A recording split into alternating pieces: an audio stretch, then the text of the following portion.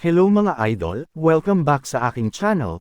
Magandang araw sa inyong lahat at sana ay nasa mabuti kayong kalagayan ngayon. Salamat sa inyong patuloy na suporta at sa pagbisita ulit sa aking channel.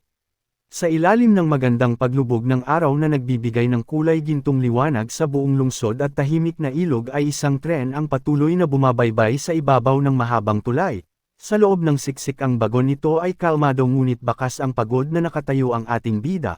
Formal siyang nakasuot ng itim na suit at mahigpit na nakakapit sa hawakan sa itaas habang may bitbit na briefcase sa kabilang kamay. Sa kabila ng nakaka-relax na tanawin sa labas ay tila wala siyang pakialam dito at nananatiling nakatingin sa kawalan habang napapaligiran ng iba pang mga pasahero. Hindi kalaunan ay tanging isang malalim na pagbuntong hininga na lamang ang pinakawalan niya kasabay ng patuloy na pag-ugong ng sinasakyan nilang tren.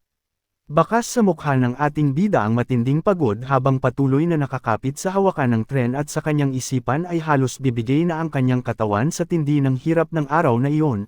Hindi nagtagal ay umalangaw-ngaw ang anunsyo sa buong bagon na parating na sila sa Uedo Station kung saan babukas ang mga pinto sa kaliwang bahagi.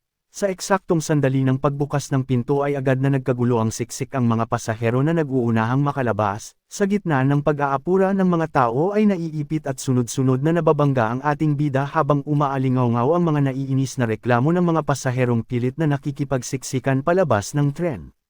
Halatang naiinis ang ating bida sa mga nangyari at lihim na lamang na nagreklamo sa kanyang isipan tungkol sa ugali ng mga tao ngayon. Ngunit sa gitna ng kanyang pagkaasar ay biglang nahadyap ng kanyang paningin ang isang pambihirang eksena. Bahagyang nanlaki ang kanyang mga mata nang makita ang isang bakanteng espasyo sa hilera ng mga nakaupong pasahero, at sa isipan ng ating bida ay halos hindi siya makapaniwala na may matatagpuan siyang libreng upuan sa loob ng Line 9 sa gitna mismo ng siksikan at rush hour. Walang anumang pag-aalinlangan na umupo ang ating bida at naramdaman ang matinding ginhawa. Mahigpit niyang yinakap ang kanyang dalang briefcase at nakapikit na napabuntong hininga habang iniisip na sa wakas ay makakahinga na rin siya at ito na ang tunay na kaligayahan. Sa kabilang banda ay hindi akalain ng sinuman na sa likod ng pagod na hitsurang ito sa loob ng tren ay ang isang perpektong kasaysayan. Ang ating bida na si Oh Hyun Min ay isang 33 taong gulang na manager. Pumasok at nagtapos siya bilang top student sa business school ng S University at nakapasa pa sa SIPA exam habang nag-aaral pa lamang. Dahil dito ay pumasok siya sa isang malaking korporasyon bilang top recruit at naging pinakabatang manager sa kasaysayan ng kumpanya kaya halos panigurado na rin na siya ang susunod na magiging pinakabatang executive. Sa tuwing may proyektong nahaharap sa matinding problema sa kumpanya ay iisa lamang ang palaging nagiging solusyon ng mga namumuno sa loob ng madilim na komperensya. Seryosong iniuutos ng isang executive na ibigay ang buong gawain kay Oh Hyun Min. Kilala kasi ang ating bida bilang ang kaisa-isang tao na kayang gumawa ng mga imposibleng bagay at ang lalaking siguradong magdadala ng magagandang resulta kahit pa ikamete niya ang labis na pagtatrabaho. At iyon mismo ang ating bida na si Oh Hyun Min. Nakaupo siya sa loob ng tren habang mahigpit na yakap ang kanyang briefcase at bakas sa kanyang nanlalalim na mga mata ang matinding pagod na hindi na kayang itago pa. Isang malalim na pagbuntong hininga ang tahimik na kumawala sa kanya habang nakatingin sa kawalan. Sa isipan ng ating bida ay inaamin niya sa kanyang sarili na masyado nang mabigat ang tatlong magkakasunod na buwan ng walang patid na overtime sa trabaho. Kasabay ng tuluyang pag-ubos ng kanyang huling lakas ay ang dahan-daw ang pagbagsak ng kanyang mabibigat na talukap hanggang sa tuluyan ng pumikit ang kanyang mga mata upang magpahinga. Bigla na lamang napamulat ang ating bida at agad na nanlaki ang kanyang mga mata habang bahagyang pinagpawisan sa labis na gulat. Sa kanyang isipan ay mabilis siyang napatanong kung nakatulog ba siya ng mahaba at pilit na inaalam kung lumagpas na ba siya sa kanyang istasyon. Ngunit nang iangat niya ang kanyang paningin ay hindi ang pamilyar na kisame ng tren ang sumalubong sa kanya kundi isang malawak at madilim na kuweba na naliliwanagan ng kakaibang asul na enerhiya mula sa itaas. Lalo pang nadagdagan ang pagkalito ni Oh Hyun Min dahil imbes na sa ordinaryong upuan ng bagon ay natagpuan niya ang kanyang sarili na tahimik na nakaupo sa isang malaking trono na gawa sa bato. Bago pa man niya lubusang maintindihan ang nakakabaliw na sitwasyon ay umalangaw-ngaw ang nakakabinging sigawan sa buong paligid. Sa ibaba ng mahabang hagdanan sa kanyang harapan ay nag-uunahan sa pagtaas ng kamay at patuloy sa malakas na paghiyaw ang isang buong hukbo ng mga maliliit at berdeng goblin na tila ba masayang ipinagdiriwang ang kanyang pagdating. Patuloy ang malakas na hiyawan ng mga goblin sa ibaba na naiiyak pa sa sobrang tuwa habang pilit na itinataas ang kanilang mga kamay.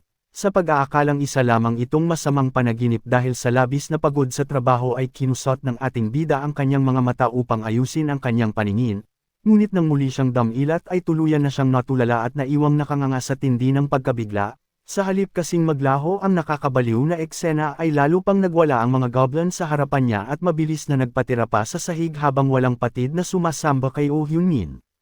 Bakas ang matinding kalituhan sa mukha ni Oh Hyun-min habang bahagyang pinagpawisan at napahawak na lamang sa kanyang ulo dahil sa sobrang stress, sa tindi ng pagod na naipon mula sa 3 magkakasunod na buwan ng overtime ay isang mabigat na buntong hininga ang pinakawala ng ating bida kasabay ng isang nakakagimbal na realisasyon, pilit niyang tinatanggap sa kanyang isipan na marahil ay namatay na siya dahil sa labis na pagtatrabaho o kaya naman ay tuluyan na siyang nawala sa katinoan. Samantala ay walang humpay pa rin ang nakakabinging hiyawan at fanatikong pagsamba ng maraming goblin sa paanan ng kanyang mataas na trono na tila ba hinding-hindi na matatapos. Sa patuloy na pag-alingaw ng nakakabinging hiyawan ay bahagya siyang pinagpawisan habang mariing nagngingit-ngit ang kanyang mga ngipin, tuluyan nang nawala ng salita ang ating bida na si Oh Hyun-min at tanging matinding pagkabigla na lamang ang mababakas sa kanyang mukha. Sa gitna ng kanyang kalituhan ay pilit niyang pinoproseso sa kanyang isipan ang hitsura ng mga kakaibang nilalang sa kanyang harapan, partikular na ang nakikita niyang berdeng balat at mahahabang tainga ng mga ito. Sa patuloy na pagmamasid ng ating bida ay tuluyan na siyang nakumbinsi sa kanyang isipan na kahit anong anggulo pa ang kanyang tingnan ay mga totoong goblin ang nasa kanyang harapan na madalas lamang makita sa mga laro at anime.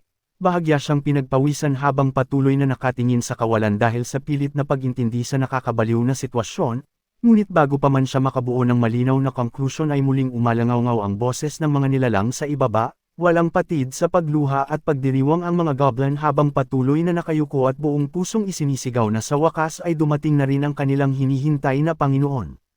Patuloy ang malakas na pagpupugay ng mga goblin sa ibaba ng trono habang sabay-sabay silang nakaluhod at nakataas ang mga kamay upang isigaw ang mahabang buhay para sa kanilang Panginoon.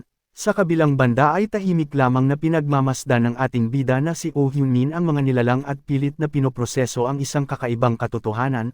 Napagtanto niya na bukod sa nakakapagsalita ang mga goblin ay ginagawa nila ito gamit ang wikang Korean ng sobrang husay at tino. Dahil dito ay bahagya siyang pinagpawisan at lalo lamang lumalim ang pagkalito sa kanyang pagod na mukha.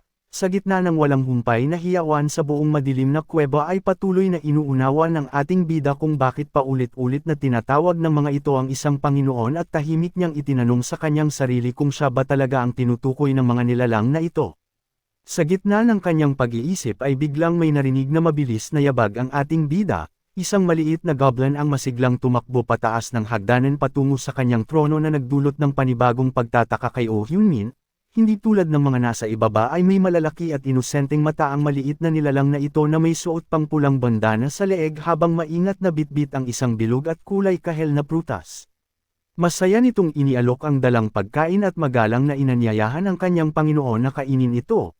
Bahagya namang pinagpawisan ng ating bida sa labis na kalituhan ngunit tinanggap pa rin niya ang inaalok na prutas. Habang tahimik na pinagmamasdan at pinapakiramdaman ng kakaibang bagay sa kanyang kamay ay puno ng pagtatakang naitanong niya sa kanyang isipan kung ano ba talaga ang hawak niya dahil kailanman ay hindi pa siya nakakita ng ganitong klaseng prutas sa buong buhay niya. Habang mariing nakahawak sa kakaibang prutas ay napansin ng ating bida na parang may mali rito. Sa kanyang isipan ay pilit niyang tinatanong kung guni-guni lamang ba niya ang lahat ngunit malinaw niyang nararamdaman na tila may tumitibok na buhay sa ilalim ng balat nito. Dahil dito ay lalong kumunat ang noo ni Oh Hyun-min at bahagyang pinagpawisan sa halong pagtataka at pag-aalinlangan na kainin ang inaalok na pagkain, ngunit nang iangat niya ang kanyang paningin ay sumalubong sa kanya ang nagkikislapang mga mata ng maliit na goblin kasama ang iba pang mga kasamahan nito, lahat sila ay puno ng pag-asa at sabik na naghihintay na kagati ng kanilang Panginoon ang inialay na prutas kaya naman tila nawala na ng kawala ang ating bida sa nakakailang na sitwasyong ito. Habang pinagmamasdan ng mga nagkikislapang mata ng mga goblin sa kanyang harapan ay napagtanto ni Oh Hyun-min sa kanyang isipan na siguradong magmumukha siyang masama kung tatanggihan niya ang inaalok na pagkain, ngunit bago pa man siya makapag-isip ng maayos na idadahilan ay bigla na lamang umalangaw-ngaw ang isang malakas na pag-ungol mula sa kanyang sariling tiyan. Bahagya siyang pinagpawisan sa nakakailang na sitwasyon habang tahimik na nakatingin sa hawak niyang prutas at naramdaman ang matinding pagkagutom na pilit nagpapaalala na wala na siyang ibang pagpipilian kundi ang kumain. Bakas ang matinding panghihina sa mukha ng ating bida na si Oh Hyun-min habang pilit na inaalala sa kanyang isipan na ang huling laman ng kanyang tiyan ay isa lamang simpleng triangle kimbap mula sa isang convenience store. Dahil sa sobrang gutom na nararamdaman ay tuluyan na niyang isinantabi ang kanyang mga pag-aalinlangan at napagdesisyonang wala na siyang pakialam kung ano man ang mangyari. Malakas niyang kinagat ang kakaibang prutas na inalok sa kanyang ngunit sa eksaktong sandali ng kanyang paglasa rito ay bigla na lamang nanlaki ang kanyang mga mata sa tindi ng hindi inaasahang gulat. Tahimik na nakatingin ang grupo ng mga goblin sa ibaba at bakas sa kanilang mga mukha ang matinding pananabik na makita ang reaksyon ng kanilang Panginoon. Sa kabilang banda ay hindi makapaniwala ang ating bida sa nararanasang lasa mula sa prutas na kanyang kinagat. Sa isipan ni Oh Hyun-min ay labis siyang nagulat dahil hindi lamang ito masarap kundi ito na yata ang pinakamasarap na prutas na natikman niya sa buong buhay niya. Nang makita ang positibong reaksyon na ito ay bigla na lamang nagwala sa labis na tuwa ang mga goblin at muling umalangaw-ngaw ang kanilang malakas na hiyawan sa buong kuweba upang ipagdiwang ang kanyang pagtanggap sa kanilang alay. Patuloy sa malakas na pagdiriwang ang buong hukbo ng mga goblin sa ibaba habang tahimik na nakaupo ang ating bida sa kanyang trono. Sa kanyang isipan ay labis siyang nagtataka dahil tila sobra naman ang naging reaksyon ng mga ito gayong isang kagat pa lamang ang nagagawa niya sa hawak na prutas. Ngunit bago pa man niya lubusang maunawaan ang sitwasyon ay biglang nanlaki ang kanyang mga mata at bahagya siyang pinagpawisan dahil sa isang hindi pamilyar na pakiramdam na gumambala sa kanyang katawan. Sa susunod na sandali ay tuluyang nawala ng lakas ang ating bida na si Oh Hyun-min kaya mula sa kanyang inuupuan ay bigla na lamang siyang bumagsak ng paluhod sa malamig na sahig habang inosenteng nakatingin lamang sa kanya ang maliit na goblin. Patuloy na napahawak sa kanyang ulo ang ating bida habang mariing nakapikit at dumadaing sa tindi ng biglaang pagkahilo, bahagya siyang pinagpawisan at sa kanyang isipan ay pilit niyang tinatanong kung ang kakaibang prutas ba na kinain niya kanina ang dahilan ng lahat ng nararamdaman niya ngayon. Ngunit bago pa man niya mahanap ang sagot ay isang pamilyar na tunog ng sistema ang biglang umalangaw-ngaw mula sa kawalan. Sa susunod na sandali ay isang asul na holographic screen ang biglang lumitaw sa harapan niya na naglalaman mismo ng pangalan niyang Oh Hyun-min. Malinaw na nakasulat dito ang kanyang bagong posisyon bilang isang lord ng Red Rock Valley na may kasalukuyang populasyon na 47. Bukod sa mga kakaibang traits niya na overtime at speech ay may isa pang nakakagimbal na impormasyon ang bumungad sa kanya dahil nakasaad sa pinakaibaba ang isang nagbabadyang territory war countdown na magaganap na sa loob lamang ng mahigit 4 na araw. Dahil sa mga hindi inaasahang revelasyong ito ay tuluyan ng nanlaki ang mga mata ng ating bida sa labis na gulat habang nakaluhod at pilit na iniintindi ang nakalutang na hologram sa kanyang harapan. Patuloy sa pag-andar ang oras sa lumitaw na asul na screen habang umaalingaw-ngaw ang bawat pagpatak ng segundo na nagbibigay ng panibagong kaba sa ating bida. Bahagyang pinagpawisan si Oh Hyun-min at hindi maalis ang kanyang paningin sa nakasulat na territory war countdown na walang tigil sa pagbabawas ng natitirang oras. Sa gitna ng kanyang matinding kalituhan ay pilit niyang inisip kung ano ba ang ibig sabihin ng digmaang ito dahil kailanman ay hindi pa siya nakarinig ng ganoong klaseng salita sa buong buhay niya. Kasabay ng isang pamilyar na tunog ay biglang lumitaw ang isang pulang system window na tila direktang sinasagot ang katanungan sa isipan ng ating bida. Malinaw na ipinaliwanag ng sistema na ang territory war ay isang digmaan kung saan kailangang gamitin ang lahat ng yaman upang protektahan ang isang teritoryo at ang mga nasasakupan nito. Dahil sa hindi inaasahang pagsagot na ito ay labis na nagulat si Oh Hyun-min dahilan upang mapasalampak siya paatras sa malamig na sahig habang pilit na inilalayo ang kanyang sarili sa nakalutang na hologram. Bakas ang matinding takot at kalituhan sa kanyang mukha habang bahagyang pinagpawisan at mabilis na nagtanong sa hangin kung sino ba ang kumakausap sa kanya. Sa gitna ng kanyang panginginig ay dahan-dahan niyang napagtanto ang nakakabaliw na sitwasyon habang tahimik na kinukumbinsi ang kanyang sarili na imposibleng mangyari ang lahat ng ito.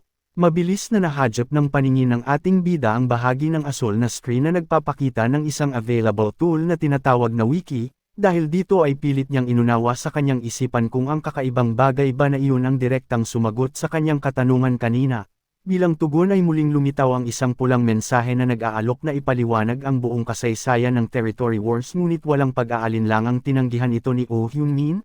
Patuloy siyang nakasalampak sa malamig na sahig at bakas ang matinding pagod at kalituhan sa kanyang mukha nang itanong niya sa kawalan kung nasaan ba talaga siya. Buong pagtatakang inalala ng ating bida na sigurado siyang nasa loob lamang siya ng tren kani-kanina lang kaya labis siyang naguguluhan kung paano siya napadpad sa hindi pamilyar na lugar na ito. Kasabay ng panibagong tunog mula sa sistema ay muling lumitaw ang pulang window upang direktang sagutin ang katanungan ng ating bida gamit ang wiki. Malinaw nitong ipinahayag na ang kasalukuyan niyang kinaroroonan ay ang tinatawag na Demon Realm, ngunit idinagdag nito na hindi maibibigay ang eksaktong lokasyon dahil masyado pang mababa ang kanyang territory level.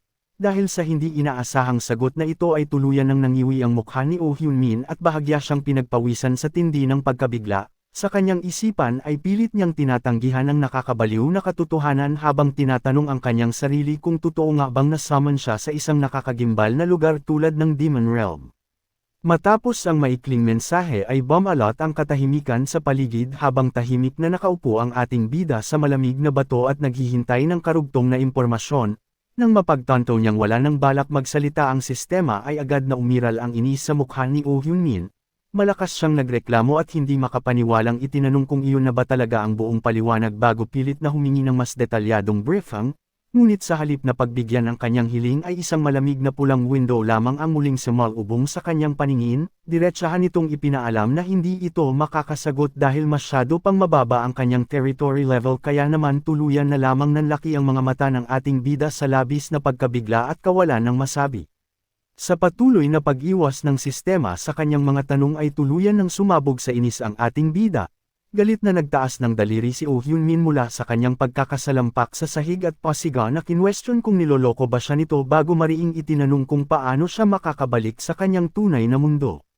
Ngunit sa halip na makakuha ng matinong solusyon ay ang parehong malamig na pulang mensahe lamang ang muling ibinato sa kanya na nagpapaalalang hindi ito makakasagot dahil masyadong mababa ang kanyang territory level. Sa pagbasa ng paulit-ulit na sagot na ito ay mabilis na naglaho ang kanyang galit na agad na palitan ng matinding panghihina, kaya nanlulumo siyang napabagsak pabalik sa kanyang inuupuan. Naiwan na lamang na bahagyang nakanganga ang ating bida habang tula lang nakatingin sa kawalan at tila unti-unti nang tinatanggap sa kanyang isipan na nakulong na nga talaga siya sa nakakabaliw na lugar na iyon ng walang malinaw na paraan para makauwi. Bakas ang matinding kawalan ng pag-asa sa mukha ng ating bida na si Oh Hyun-min habang patuloy na nakatingin sa kawalan. Sa huling pagtatangka na gisingin ang sarili mula sa masamang bangungot na ito ay malakas niyang kinurot ang kanyang pisngi hanggang sa mabanat ang kanyang balat, kasabay ng matinding kirot na kanyang naramdaman ay ang tuluyang pagtanggap sa kanyang isipan na hindi panaginip ang lahat ng nangyayari sa kanya. Ngayon, dahil sa bigat ng katotohanan ito ay tuluyan ng sumabog ang emosyon ng ating bida, kaya mariin siyang napahawak sa kanyang ulo at malakas na napasigaw sa tindi ng frustration habang mag-isang nakaupo sa malamig na bato. Pilit na pinakalma ng ating bida ang kanyang sarili at mariing hinilot ang kanyang mukha gamit ang dalawang kamay.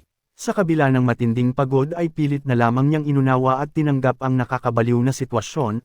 Habang nakaupo sa kanyang trono ay diretsahan niyang itinanong sa sistema kung ang ibig sabihin ba ng territory war ay kailangan niyang pumunta sa isang digmaan. Walang paligoy-ligoy na lumitaw ang isang pulang mensahe na mabilis na kumumpirma sa kanyang sinabi. Nang mabasa ang maikli ngunit mabigat na sagot na ito ay dahan-dahang sumilip si Oh Hyun-min mula sa pagitan ng kanyang mga daliri habang unti-unting lumalalim ang kanyang pag-iisip para sa napipintong panganib. Matapos makumpirma ang tungkol sa digmaan ay dahan-dahang napahawak sa kanyang ulo ang ating bida habang ibinababa ang kanyang paningin sa ibaba ng trono. Sa sandaling iyon ay tuluyan na niyang napagtanto na ang kanyang mga nasasakupan at magiging hukbo sa paparating na labanan ay ang mismong grupo ng mga goblin na nakatayo sa kanyang harapan. Ngunit habang maingat niyang pinagmamasdan ng mga ito ay lalo lamang bumigat ang kanyang pakiramdam dahil bumungad sa kanya ang kanilang mga patpati na katawan at nanlulupaypay na mga mukha. Baka sa bawat isa sa kanila ang matinding panghihina na malayong malayo sa hitsura ng mga matitikas na mandirigmang maaasahan para sumabak sa isang madugong digmaan. Patuloy na pinagmasdan ng ating bida mula sa kanyang trono ang nakakaawang kalagayan ng mga goblin sa ibaba. Sa kanyang isipan ay napagtanto niyang isang malaking kahibangan ang inaasahan mula sa kanya dahil malinaw na malnutrisyon ang tanging puhunan ng mga ito. Naisip din niya na imposibleng isabak sa digmaan ang mga patpati na nilalang dahil siguradong matatalo ang mga ito kahit na siya pa mismo ang kalabanan nila. Dahil sa matinding pagkadismaya ay muling kinausap ni Oh Hyun-min ang sistema at lakas loob na itinanong kung paano siya mananalo gamit ang ganoong klaseng hukbo. Hindi pa siya nakontento ay seryoso rin niyang inalam kung ano ang mangyayari sakaling matalo siya sa paparating na territory war. Kasabay ng isang pamilyar na tunog ay mabilis na lumitaw ang pulang mensahe na naglalaman ng isang nakakagimbal na katotohanan. diretsahan itong ipinaalam na may napakataas na posibilidad na mamatay siya kapag nabigo sa labanan. Sa eksaktong sandaling iyon ay tuluyang nanlaki ang mata ng ating bida sa matinding takot habang pilit na pinoproseso ang bigat ng nakaambang kamatayan. Walang awang ipinagpatuloy ng sistema ang pagbibigay ng malagim na impormasyon sa pamamagitan ng pulang mensahe sa harapan ng ating bida. Malinaw nitong ipinaalam na kapag natalo siya sa territory war ay ganap na mapupunta sa Kalabang Lord ang autoridad sa kanyang buhay at kamatayan. Lalong bumigat ang pakiramdam ni Oh Hyun-min nang idugtong pa ng sistema ang isang nakakagimbal na estadistika na 79.75% ng mga lord na nabigo sa digmaan ay tiyak na nauwi sa kamatayan. Sa tindi ng sunod-sunod na dagok na ito ay tila naniga sa kanyang trono ang ating bida habang blangkong nakatingin sa kawalan. Isang tuyo at mapait na tawa na lamang ang nakawala sa kanyang bibig bago siya malakas na napamura sa hangin dala ng matinding frustration. Habang nanlulumong nakasandal at nakatingala sa malamig na kisame ng kuweba ay puno ng pagkadismayang napagtanto ni Oh Hyun-min na kahit sa kanyang tunay na mundo man o sa panibagong lugar na ito ay pareho lamang na isang malaking sumpa ang naging takbo ng kanyang buhay. Sa kanyang alaala ay malinaw na bumalik ang nakakapagod na takbo ng kanyang buhay sa tunay na mundo bilang isang ordinaryong empleyado. Pilit na inalala ni Oh Hyun-min ang mga panahong kailangan niyang makipagbuno sa tambak na gawain kahit na walang sapat na pondo at madalas ay siya lamang mag-isa ang kumikilos para sa lahat dahil sa kakulangan ng mga tauhan. Palagi siyang naghahabol sa oras habang nagmamadaling nagbibitbit ng mga mabibigat na kahon at kahit gaano pa ka-impossible ang sitwasyon ay pinipilit pa rin niyang tapusin ang mga mahahalagang ulat sa harap ng kanyang computer bago sumapit ang kinaumagahan. Bakas ang matinding pagod sa mukha ng ating bida habang mag-isang nakaupo sa kanyang opisina at mariing hinihilot ang kanyang noo na nagpapatunay na kahit noon pa man ay sanay na siyang harapin ang mga ganitong klaseng imposibleng sitwasyon. Bumalik ang isipan ni Oh Hyun-min sa kasalukuyan habang patuloy na nakatingala at mapait na napagtanto na maging ang sitwasyon kung saan kailangan niyang itaya ang kanyang buhay para lamang magtrabaho ay eksaktong kapareho rin ng kanyang tunay na mundo. Matapos tuluyang tanggapin ang nakakabaliw na katotohanang ito ay dahan-daang umayos ng upo ang ating bida sa kanyang trono at muling tinawag ang pansin ng sistema. Binalot ng matinding kaseryosohan ang kanyang buong pagkatao bago kalmadong sinabi sa wiki na mayroon na lamang siyang isang huling katanungan na nais malaman. Bahagyang yumuko paarap ang ating bida at seryosong itinanong sa sistema kung makakabalik ba siya sa kanyang pinanggalingan sakaling patuloy siyang manalo at tumaas ang kanyang territory level. Mabilis naman na tumunog ang wiki at naglabas ng isang maikling pulang mensahe na nagkukumpirmang posible ang kanyang hinihiling.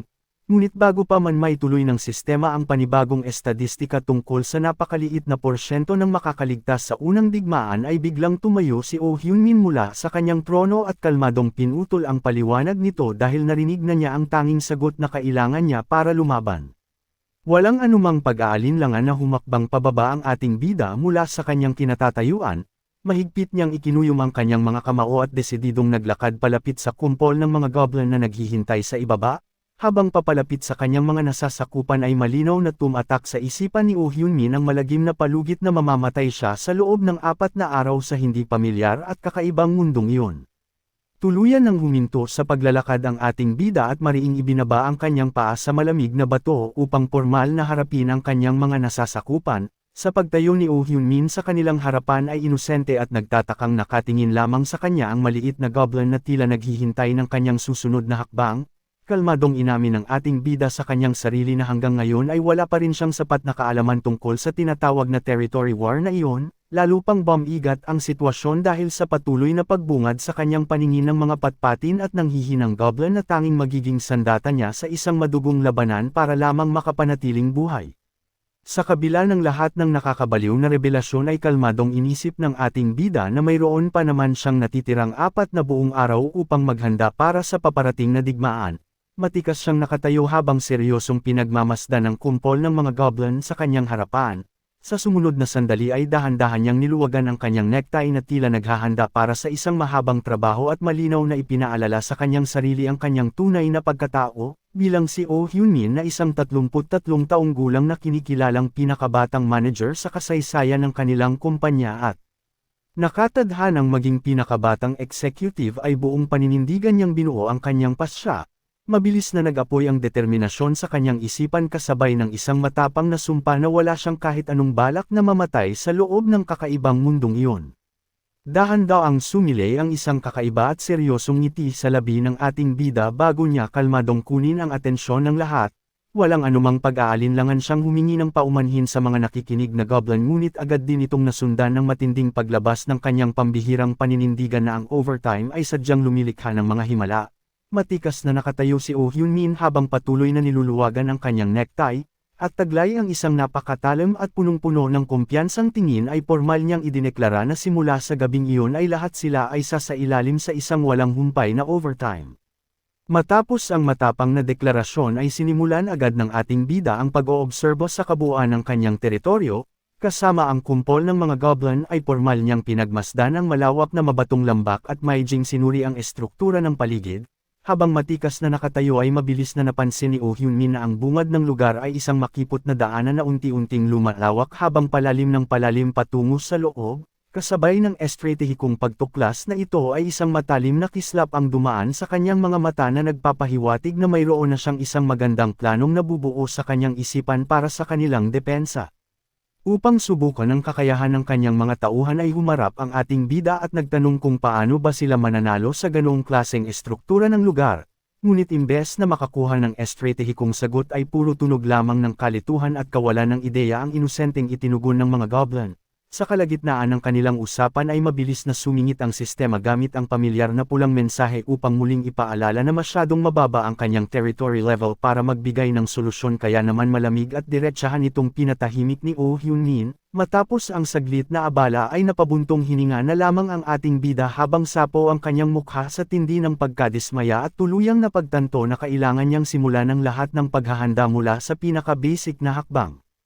Upang kunin ang atensyon ng lahat ay mabilis na nagtaas ng daliri ang ating bida at malakas na inutusan ang mga goblin na mag-focus, habang matikas na nakatayo sa pagitan ng matataas na bato ay malawak niyang idinipa ang kanyang mga braso at buong tapang na idineklara na simula sa oras na iyon ay idedepensa nila ang makipot na lagusan gamit ang kanilang sariling buhay. Matapos ay latag ang malinaw na layunin ay seryoso niyang itinupi ang manggas ng kanyang puting polo bilang paghahanda sa mabigat na gawain. Kasabay nito ay kalmado niyang ibinato ang tanong kung ano ang mga susunod na hakbang na kailangan nilang gawin upang maisakatuparan ang kanilang plano. Agad na lumingon ang ating bida at malakas na tinawag ang pansin ng 10 goblin na nakatayo sa kanyang likuran. Matapos makuha ang kanilang atensyon ay diretsyong itinuro ni Oh Hyun-min ang mga puno sa malayo at mahigpit na inutos sa kanila na pumili ng mga punong kasing tangkad niya upang mabilis na putulin. Ngunit sa halip na kumilos ay tanging matinding pagkalito lamang ang namayani sa mukha ng mga patpetang nilalang dahil pilit silang nagtuturuan at naglalabas ng mga inosenteng tunog na tila ba hindi nila naiintindihan ang sinasabi ng kanilang pinuno. Nang mapansin ang kawalan ng pag-unawa sa reaksyon ng kanyang mga tauhan ay bahagyang napakunot ang noo ng ating bida habang nagtatakang nakatingin sa kanilang nakakaawang kalagayan. Nang mapansin ng ating bida na nakatayo lamang at walang balak kumilos ang mga goblin ay hindi na niya naiwasang magtaas ng boses dala ng inis. Galit siyang nagtanong kung ano ang ginagawa nila at mariin silang inutusang kumilos kung alam nilang sila ang kanyang kinakausap. Dahil sa nakakagulat at malakas na bulyo ni Oh Hyun-min ay labis na nataranta ang mga patpeteng nilalang. Naglabas sila ng matinis na sigaw bago sabay-sabay at nagkukumahog na tumakbo patungo sa mga puno upang agad na sundin ang kanyang ipinagagawa. Habang pinagmamasdan ang kanilang pag-alis ay naiwan namang blanko ang ekspresyon ng ating bida, kalmado siyang napaisip na ang mga nasasakupan niyang ito ay eksaktong parang mga baguhang sundalo sa militar na kailangan pang bulyawan ng malakas bago tuluyang makinig at sumunod sa utos. Matapos makapagbigay ng utos sa unang grupo ay agad na ibinaling ng ating bida ang kanyang atensyon sa 15 goblin na nakatayo sa kanyang harapan. Walang paligoy-ligoy na itinuro ni Oh Hyun-min ang tuktok ng mataas at matarik na bangin sa kanilang gilid.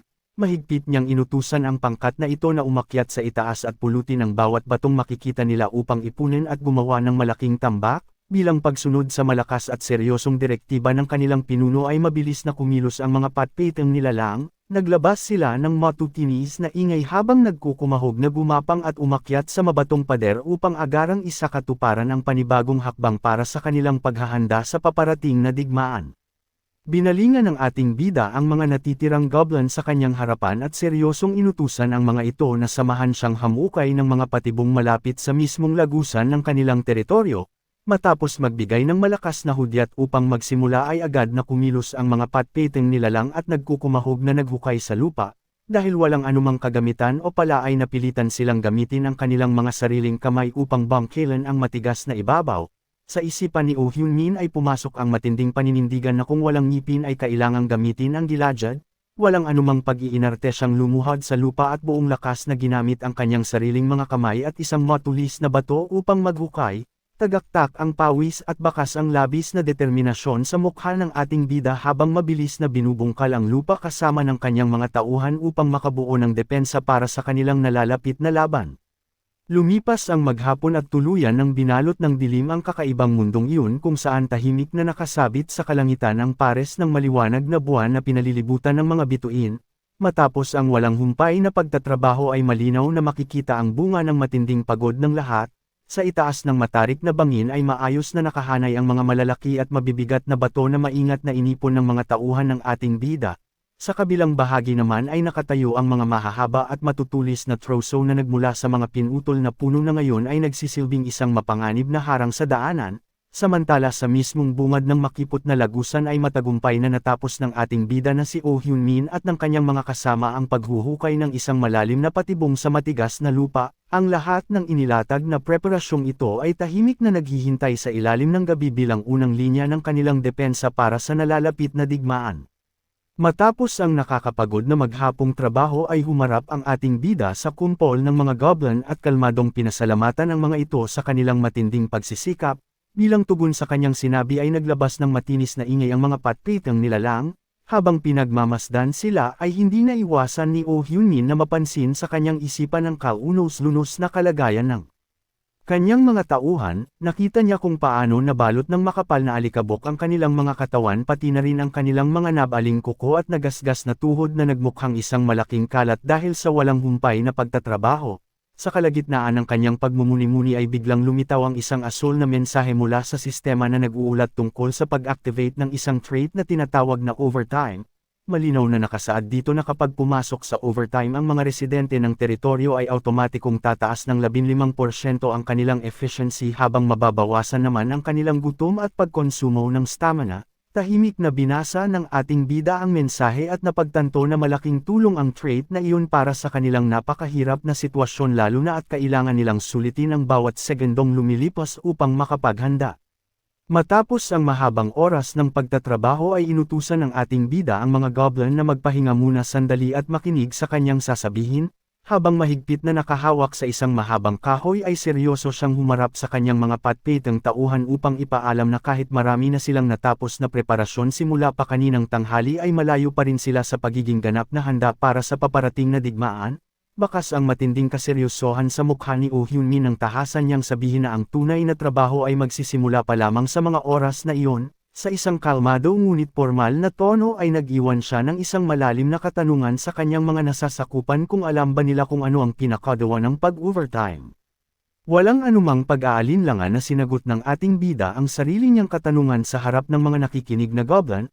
Kalmado ngunit mariin niyang ipinaliwanag na ang tunay na diwan ng pag-overtime ay ang patuloy na paghahanda at pagbuo ng pundasyon habang ang lahat ng iba pa ay mahimbing nang natutulog. Sa ilalim ng dalawang maliwanag na buwan sa kalangitan ay naging mas seryoso ang boses ng ating bida. Buong katapatan niyang inamin sa kanyang mga nasasakupan na sa ngayon ay mahirap at masakit ang kanilang ginagawa ngunit ang bawat patak ng pawis na iniaalay nila ngayong gabi ay magiging katumbas ng bawat patak ng dugo na iluluhan ng kanilang mga kalaban sa paparating na territory war. Matapos ang nag-aalab na mensaheng iyon ay buong tapang na itinaas ng ating bida ang hawak niyang mahabang kahoy. Taglay ang nag-umapa na determinasyon ay malakas niyang inutusan ang kanyang tropa na magbigay ng isang malakas na sigaw upang formal na ipagpatuloy ang kanilang walang humpay na laban sa ilalim ng gabi. Ipinagpatuloy ng ating bida ang kanyang malakas na utos at hiningi ang buong lakas ng mga goblin para sa 3 segundong sigawan. Bilang tugon sa nag-aalab na panawagan ng kanilang pinuno ay sabay-sabay na nagtaas ng kamao ang mga patpitang nilalang at buong lakas na inulit-ulit ang salitang overtime. Ang makipot na lagusan ay umalangaw sa kanilang mga boses na nagpapakita ng hindi matatawarang dedikasyon sa trabaho kahit sa gitna ng gabi. Nang makita ang napakataas na morale ng kanyang mga tauhan ay bakas ang matinding pagmamalaki sa seryosong mukha ng ating bida. malakas niyang pinuri ang buong grupo bago mariing inutusan ang lahat na kunin na ang kanilang mga sandata at mabilis na magtipon-tipon para sa panibagong yugto ng kanilang paghahanda. Bilang mabilis na tugon sa kanyang formal na utos ay nagkukumahog na nagtakbuhan ang mga goblin upang magtipon sa kanyang harapan, ngunit imbes na maging isang maayos na hukbo ay isang nakakadismayang senaryo ang bumungad sa paningin ng ating bida, nagbabanggaan at nadadapa sa matigas na lupa ang mga patpitang nilalang kasabay ng kanilang mga matutinis na ingay dahil sa kawalan ng koordinasyon. Nang makita ang kalunos-lunos na kalagayan ng kanyang tropa ay bahagya siyang pinagpawisan sa tindi ng dismaya. Nawala ang mataas na enerhiya mula sa kanilang sigawan kanina at napabuntong hininga na lamang siya bago kalmadong sinabi na ang lahat ng iyon ay isang napakalaking kalat. Habang tahimik na pinagmamasdan ng kanyang mga tauhan ay napansin ng ating bida ang kanilang kalunos-lunos na sandata na binubuo lamang ng mga simpleng bato at kalawanging patalim. Ang ilan pa nga sa mga ito ay nakatayo ng walang kahit anong armas kaya naman sa isipan ni Oh Hyun-min ay hindi siya makapaniwala na iyon na ang kabuuan ng kanyang puwersa para sa paparating na digmaan, dahil wala na siyang magagawa sa nakalatag na sitwasyon ay kalmado niyang napagtanto na kailangan niyang gumamit ng isang mas estratehikong pamamaraan upang manalo, para kahit papaano ay gumaan ang mabigat na problemang ito ay naisip na lamang niya na mga goblin din ang kanilang makakalaban kaya siguradong hindi rin malayo sa kanila ang kalidad ng mga kagamitan ng mga ito. Sa isipan ng ating bida ay malinaw niyang inihalin tulad ang mga goblin sa mga pyesa na maayos na nakatayo sa ibabaw ng isang malaking chessboard. Kalmado siyang nagmuni-muni at napagtanto na kung pantay-pantay lamang ang kakayahan sa pakikipaglaban ng bawat panig ay hindi na ang kalidad ng sandata ang magpapasya sa mananalo kundi kung paano ito epektibong gagamitin sa gitna ng labanan. Kasabay ng estratehikong realisasyong ito ay bumalik sa kanyang alaala ang mga naging salita ng isang pinuno na labis niyang nirerespeto. Malinaw na umalangaw sa kanyang isipan ang paalala nito na ang lahat ng sagot sa kahit anong tunggalian ay laging matatagpuan sa mismong sining ng pakikidigma o ang tinatawag na Art of War. Muling inalala ng ating bida ang kanyang nakaraan kung saan nagbasa siya ng napakaraming sinaunang teksto ng militar upang makakuha ng karunungan para sa pamamahala ng negosyo. Mula sa mga aral na ito ay napagtanto niya na maging sa silangan man o kanluran ay iisa lamang ang epektibong pamamaraan pagdating sa malapitang pakikidigma ng mga ordinaryong sundalo. Ito ay ang sikat na phalanx formation kung saan ang mga mandirigma ay nakatayo ng magkakatabi at nakadikit ang mga balikat habang sabay-sabay na inaatake ang kalaban papaharap. Kumbinsido ang ating bida na kahit isang hindi perpektong panggagaya sa estratehiyang ito ay magbibigay na sa kanila ng malaking bentahe sa nalalapit na digmaan. Walang anumang pag-aalinlangan siyang humarap sa kanyang mga tauhan habang mahigpit na hawak ang kanyang kahoy at seryosong inutusan silang tumayo sa isang mahaba at tuwid na linya. Imbes na mabilis na sumunod ay napuno lamang ng matinding kalituhan ang mga goblin na halatang walang kahit anong ideya kung paano ba gagawin ang ipinag-uutos sa kanila. Nang makita ang inosenteng reaksyon ng kanyang mga tauhan ay napagtanto sa isipan ng ating bida na hindi uubra ang simpleng salita lamang at kailangan niya talagang ituro ang pagbuo ng mga hanay mula sa pinakaumpisa. Upang simulan ang hakbang na ito ay kalmado siyang lumapit sa isang goblin at maingat na hinawakan ang magkabilang balikat nito. Seryoso niyang idineklara na ang patpiteng nilalang na ito ang magsisilbing pangunahing reference point ng buong grupo bago niya sunod na inutusan ang isa pang goblin na pumunta at tumayo ng maayos sa tabi nito. Ipinagpatuloy ng ating bida ang maingat na pag-ayos sa kanyang mga tauhan sa pamamagitan ng paghawak sa balikat ng isa pang goblin upang idirekta ito at patayuin sa tabi ng nauna. Nang tuluyan ng makabuo ng isang maayos na hanay ang mga patpiteng nilalang na may hawak na mahahabang kahoy ay mahigpit niyang inutos na panatilihin ang kanilang distansya sa isa't isa, kalmado niyang ipinaliwanag na kapag nararamdaman nila ang siko ng kanilang katabi ay ibig sabihin lamang nito na tama ang pwesto at sukat ng kanilang espasyo. Upang masigurong handa ang lahat sa laban ay mabilis na kumuha ng sariling sandata ang ating bida at ipinakita ang tamang tindig. Matikas siyang pamwesto at seryosong itinuro sa kanila kung paano hawakan ang kahoy na tila isang sibat kung saan dapat ay parehong nakaharap sa unahan ng kanilang mga kamay upang mapanatili ang lakas at balanse sa oras ng pag-atake. Patuloy na nagbigay ng direktiba ang ating bida habang nakapwesto sa harap ng kanyang mga tauhan. Kalmado ngunit mariin niyang ipinaliwanag na kapag sumigaw siya ng advance ay kailangan nilang humakbang ng isang beses pasulong at kapag sinabi niyang frost ay doon lamang sila aatake gamit ang kanilang mga dalang kahoy. Upang subukan kung naintindihan ng lahat ang kanyang simpleng utos ay mabilis na nagbago ang kanyang ekspresyon. bakas ang matinding kaseryosohan sa kanyang mukha ng malakas at buong puwersa siyang sumigaw upang iutos ang kanilang unang paghakbang. Ngunit sa halip na isang maayos at sabay-sabay na pagkilos ang mangyari ay isang nakakadismayang senaryo ang agad na sumunod. Sa mismong paggalaw ng mga goblin ay nadapa at tuluyang sumubsob ang isa sa kanila sa matigas na lupa habang naglalabas ng matinis na ingay dahilan upang mawasak agad ang inaasahang matikas na pormasayo ng buong hanay. Nanatiling nakadapa sa matigas na lupa ang goblin habang naglalabas ng mahinang daing at kinakabahang nakatingala sa paanan ng ating bida. Imbes na magalit sa kapalpakan ng kanyang tauhan ay kalmado lamang itong tinignan ng ating bida bago maikling inutusan na bumangon. Seryoso niyang dinalingan ng buong grupo upang iutos na ulitin nila ang naunang hakbang at muling ayusin ang nawasak na hanay. Bilang tugon sa kanyang panibagong utos ay nagkukumahog na nagsipagkilos ang mga goblin upang muling pumwesto at itama ang paghawak sa kanilang mga mahahabang kahoy. Muling umalangaw-ngaw ang malakas na boses ng ating bida upang iutos ang sabay-sabay na paghakbang ng pormasayon. Ngunit katulad kanina ay paulit-ulit na nagkakamali at nadadapa ang mga goblin sa lupa dahilan upang mawasak ang kanilang hanay. Sa kabila ng nakakadismayang senaryo ay nanatiling seryoso at walang bakas ng pagsuko ang mukha ni Oh Hyunmin habang kalmadong inuutusan silang bumangon at umulit mula sa umpisa. Sa isipan ng ating bida ay binalikan niya ang isang napakahalagang aral na natutunan niya mula sa mahabang panahon ng pagtatrabaho sa lipunan. Malinaw sa kanyang paniniwala na maliban na lamang kung ang isang tao ay ipinanganak na henyo at pinagpala ng langit ay tanging ang walang humpay na pag-uulit lamang ang makakatalo sa likas na talento, kaya naman sa ilalim ng malamig at madilim na gabi ay walang patid na umalangaw-ngaw sa buong bangin ang kanyang mga utos na umulit at humakbang upang pilit na hubugin ang kanyang patpitong puwersa para sa paparating na digmaan. Walang patid na umalangaw-ngaw ang mariing boses ng ating bida upang utusan ang kanyang mga tauhan na muling bumangon. Subalit habang seryoso niyang pinagmamasdan ang mga goblin ay napansin niya ang unti-unting pagbabago sa kanilang mga ekspresyon. Malinaw na nakita ng ating bida kung paano nanginig ang kanilang mga kamay habang pilit na nakahawak sa mga kahoy na sibat kasabay ng tuluyang pagbagsak ng kanilang mga balikat dala ng pisikal na limitasyon. Habang nakatingin sa mukha ng mga patpitang nilalang na malalim na humihingal at pinagpawisan na ng husto ay isang tahimik na realisasyon ang pumasok sa isipan ni Oh Hyunmin dahil pamilyar sa kanya ang ganyang klase ng matinding pagod na nakapinta sa kanilang mga mukha. Habang nakatingin sa mga pagod niyang tauhan ay pumasok sa isipan ng ating bida ang isang pamilyar na senaryo mula sa kanyang nakaraan. Inihalin tulad niya ang kanilang nakakaawang hitsura sa isang bagong empleyado na mabigat ang hakbang papunta sa banyo matapos tanggihan ang pangatlong report nito.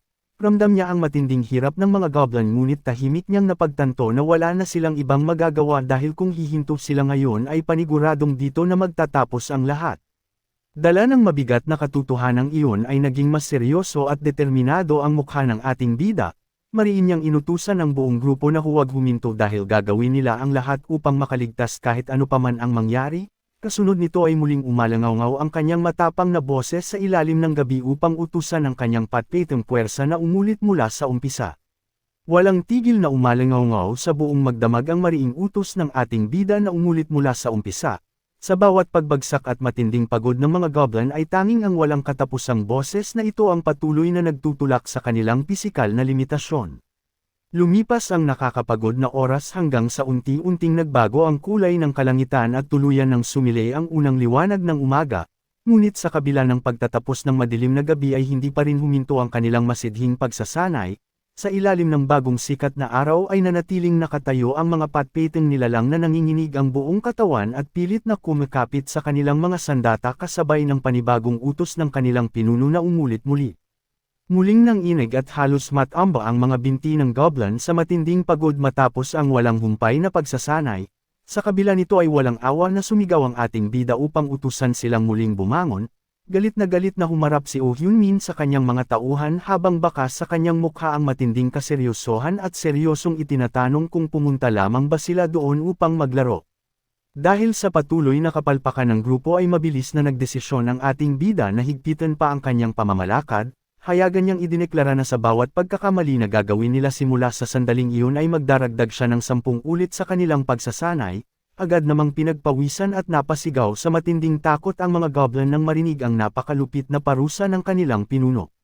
Kasabay ng matinding tensyon sa paligid ay nakuha ang atensyon ng ating bida nang marinig niya ang isang boses na tinatawag siyang Panginoon. Nang ibaling niya ang kanyang paningin ay nakita niya ang isang maliit na goblin na may suot na pulang bandana sa leeg na dahan-daw ang naglalakad palapit sa kanya. Agad namang humarap ang ating bida at kalmadong tinignan ang inosenteng nilalang sa kanyang harapan bago seryosong magtanong kung ano ang kailangan nito. Bakas ang matinding kaba sa mukha ng maliit na goblin habang pilit na nilalakasan ang loob na magsalita sa harap ng ating bida. Puno ng kalungkutan ang mga inosenteng mata nito habang nakahawak sa sariling dibdib at tahasang nagmakaawa na ipadala na lamang silang mga bata bilang pagkain ng kalaban. Dahil sa matinding bigat ng hindi inaasahang pakiusap na iyon ay nanlaki ang mga mata ng ating bida at halos matigilan siya sa kanyang kinatatayuan.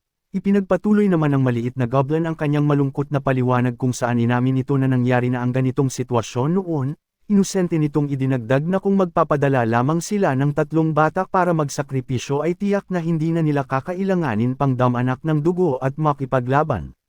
Sa hindi kalayuan ay tahimik na nagtatago ang ibang mga batang goblin sa binti ng isang mas nakatatandang kasamahan habang bakas sa kanilang mga inosenteng mukha ang labis na takot, kasabay ng malungkot na eksenang ito ay dahan-dawang inabot ng maliit na goblin ang kamay ng ating bida at mahigpit itong hinawakan. Nakatingala lamang ang patpiteng nilalang sa kanyang Panginoon bago buong katapatang ipinaliwanag na kung ibibigay nila ang kanilang sarili bilang sakripisyo ay siguradong makakaligtas din ang ating bida mula sa tiyak na kamatayan. Pilit na ngumiti ang maliit na goblin sa harap ng ating bida na para bang walang anuman ang pag-aalay nito ng sariling buhay. Kasabay nito ay tahimik na lamang nakayuko ang buong hukbo sa likuran na hawak ang kanilang mga sandata ngunit tuluyan ng binalot ng matinding kalungkutan at kawalan ng pag-asa. Nang makita ang inosenteng sakripisyong iyon ay isang madilim na anino ang tumakip sa itaas na bahagi ng mukha ng ating bida, nanatili siyang walang kibo at tahimik na nakatingin sa ibaba, at sa sandaling iyon ay tila bumagsak sa kanyang mga balikat ang tunay na bigat ng responsibilidad na pamunuan ng mga nakakaawang nilalang na ito. Isang malalim na buntong hininga ang pinakawalan ng ating bida kasabay ng mariing pagngit-ngit ng kanyang mga ngipin dala ng matinding pagkadismaya at galit sa kanyang narinig. Habang matikas na nakatayo sa likuran ng maliit na goblin at seryosong nakaharap sa buong hukbo ay malamig na nagsalita ang ating bida, tahasan niyang inamin na hindi niya talaga alam kung paano nila nagawang mabuhay hanggang sa panahong ito ngunit mayroon lamang siyang nais idirekta sa kanila, bakas ang diin at panggigigil sa kanyang boses nang tanungin niya ang mga ito kung masaya ba talaga sila na patuloy silang nakakaligtas at nabubuhay kapalit ng pag-aalay sa kanilang mga inosenteng bata bilang pagkain. Matapos marinig ang napakabigat at tumatagos na katanungang iyon ay tanging katahimikan lamang ang naging tugon ng mga nakatatandang goblin, bakas sa kanilang mga paisang mukha ang labis na kahihiyan at matinding kalungkutan kaya naman nakayuko lamang sila habang mahigpit na nakahawak sa kanilang mga sandata at walang sinuman ang naglakas loob na sumagot sa kanilang pinuno. Bumakat ang seryosong ekspresyon sa mukha ng ating bida habang mariing ipinapaliwanag sa kanyang mga tauhan ang malagim na katotohanan. Kalmado ngunit may diin niyang sinabi na kung patuloy nilang isusuko ang mga mahahalagang bagay ng isa-isa ay darating ang araw na wala na talagang matitira sa kanila. Upang gisingin ang natutulog na tapang ng buong hukbo ay buong lakas at emosyong sumigaw ang ating bida. Malakas niyang idineklara sa lahat na iyon ang pangunahing dahilan kung bakit kailangan nilang lumaban gamit ang lahat ng kanilang lakas at makakaya. Habang nakikinig ang mga goblin ay bakas ang matinding gulat at unti-unting pagkabuhay ng pag-asa sa kanilang mga paisang mukha. Ipinagpatuloy ng ating bida ang kanyang nag-aalab na talumpati at buong tapang na isinigaw na hindi sila magbibigay kahit isang dangkal ng kanilang lupain at lalong hindi nila isasakripisyo ang kahit isa man sa kanilang mga inosenteng bata. Patuloy na umalangaw-ngaw ang nag-aalab na boses ng ating bida habang buong lakas at emosyong isinisigaw na hindi sila magbibigay kahit isang butil ng buhangin na nasa ilalim ng kanilang mga paa, bakas ang matinding determinasyon sa kanyang mukha nang mariin niyang idineklara na simula sa sandaling iyon ay hindi na nila hahayaan pa na may kunin ang mga kalaban mula sa kanila kailanman. Ang madamdaming talumpating ito ay tila naging isang malakas na apoy na gumising sa natutulog na tapang ng buong hukbo. Bilang tugon sa nag-aalab na paninindigan ng kanilang pinuno ay sabay-sabay na itinaas ng mga goblin ang kanilang mga kamao habang sumisigaw ng buong lakas upang ipakita ang kanilang bagong pag-asa at walang pag-aalinlangang kahandaang lumaban para sa kanilang kaligtasan. Lumabas sa hangin ang isang asol na mensahe mula sa sistema na Nagpapakita ng huling 3 segundo bago ang nakatakdang digmaan para sa teritoryo.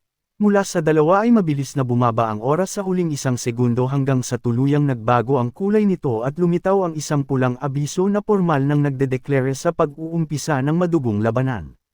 Kasabay ng pormal na hudyat na ito ay agad na umalingaw sa paligid ang mga nakakakilabot at matitinis na hiyawan ng paparating na hukbo ng mga kalaban. Sa ilalim ng madilim at mapulang kalangitan ay unti-unting nasalayan sa itaas ng mabatong lupain ang mga nakakatakot na anino ng mga halimaw na handa ng sumugod upang pumatay at umangkin ng teritoryo. Sa ibabaw ng maalikabok at mabatong lupain ay umalingaw ang isang mabigat na yabag kasabay ng mariing pagtapak ng isang paa na lumikha ng maliit na ulap ng alikabok.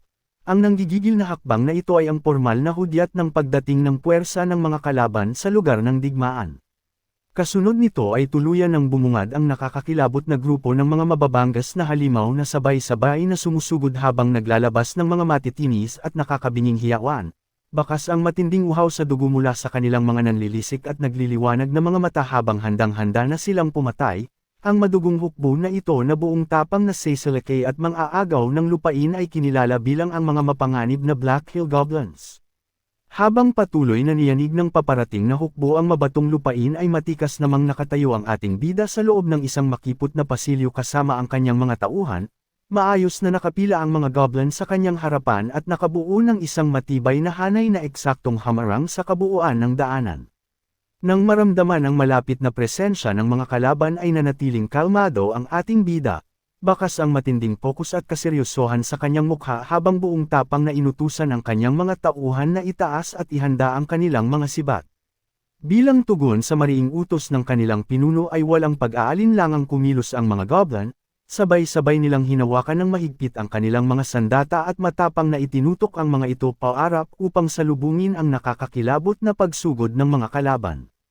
Habang mabilis at walang awang sumusugod ang napakaraming hukbo ng mga kalaban na may nanlilisik na mga mata at nakakabinging hiyawan ay nanatiling matatag ang porma sayon sa loob ng makipot na pasilyo. Tahimik na inisip ng ating bida habang nakatayo sa likuran ng kanyang mga tauhan na ginawa na nila ang lahat ng posibleng paghahanda para sa madugong digmaang ito. Sa kabila ng nakakakilabot na puwersang paparating ay walang kahit anong bakas ng pag-aalinlangan o takot sa mukha ng ating bida. Sa halip ay rumahistro ang isang matalim na tingin sa kanyang mga mata kasabay ng isang seryoso at tila nakakakilabot na ngisi, buong tapang at lakas niyang isinigaw sa mga halimaw na sumugod na ang mga ito palapit sa kanila upang tuluyan na nilang harapin ang laban para sa kanilang kaligtasan at teritoryo.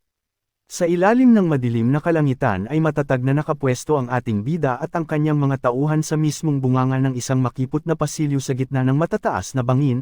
Ang makitid na daanang ito ang nagsisilbing perpektong depensa upang limitahan ang galaw ng sinumang susugod sa kanilang teritoryo.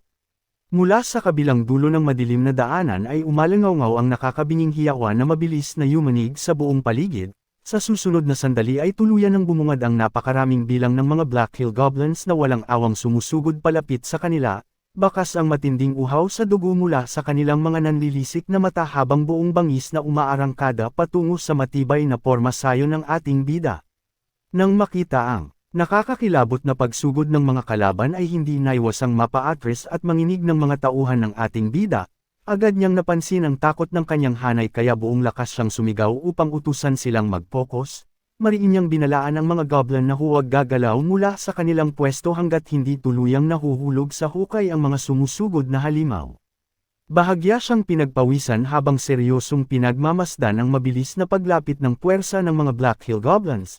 Tahimik na umaasa ang ating bida na kaunti na lamang ay babagsak na ang mga ito sa kanilang inihandang patibong at matatapos na ang unang hakbang ng kanyang plano. Ngunit sa halip na tuloy-tuloy na mahulog ay biglaang huminto ang unahang hanay ng mga kalaban sa mismong dulo ng bangin, bakas ang matinding pagtataka sa mukha ng mga halimaw nang makita ang malalim na hukay sa kanilang harapan, at sa hindi inaasahang paghinto na ito ay tila may malaking problema na kakaharapin ng ating bida. Sa kabila ng nakakatakot na dami ng mga sumusugod na Black Hill Goblins ay biglang nagkagulo ang kanilang unahang hanay nang malinaw na mapansin ang malalim na patibong sa daanan. Pilit na pamreno ang mga nasa harapan habang natatarantang sumisigaw at nagbabala sa mga kasamahan sa likuran na huwag na silang itulak.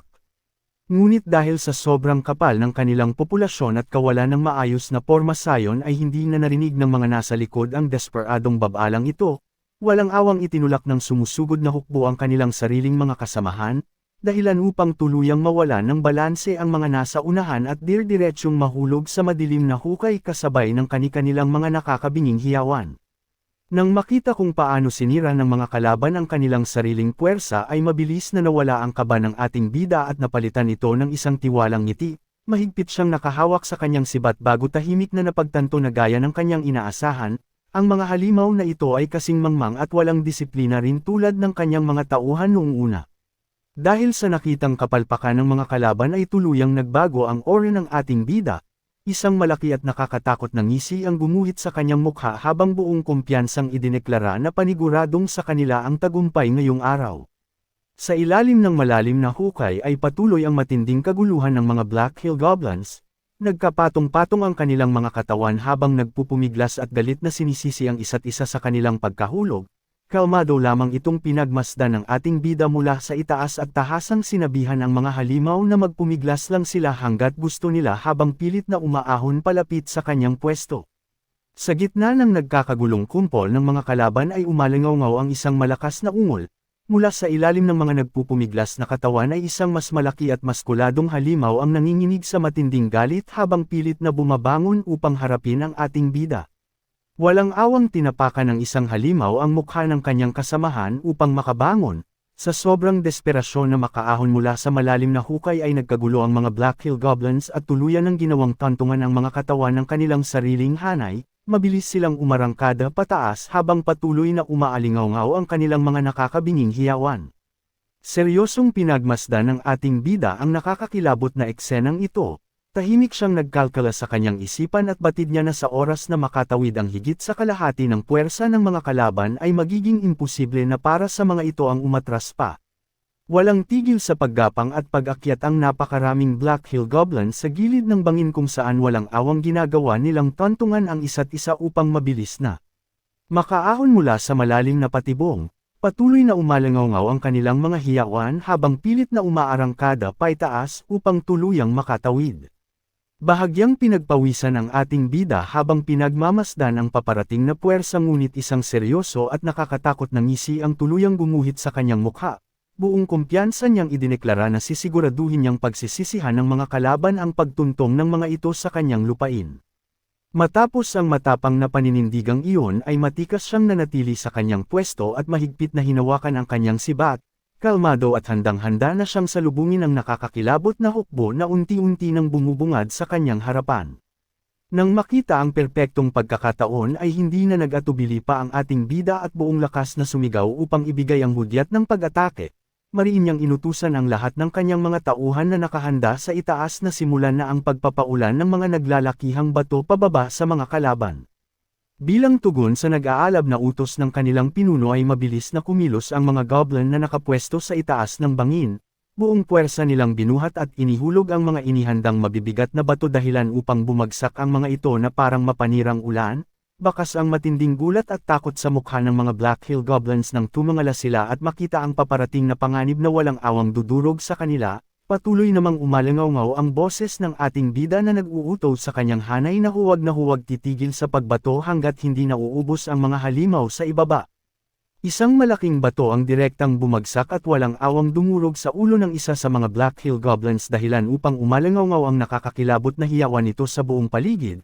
Mula sa itaas ng bangin ay buong tapang na nagpatuloy ang mga tauhan ng ating bida sa pagbuhat at paghuhulog ng mga mabibigat na bato ng walang anumang pag-aalinlangan.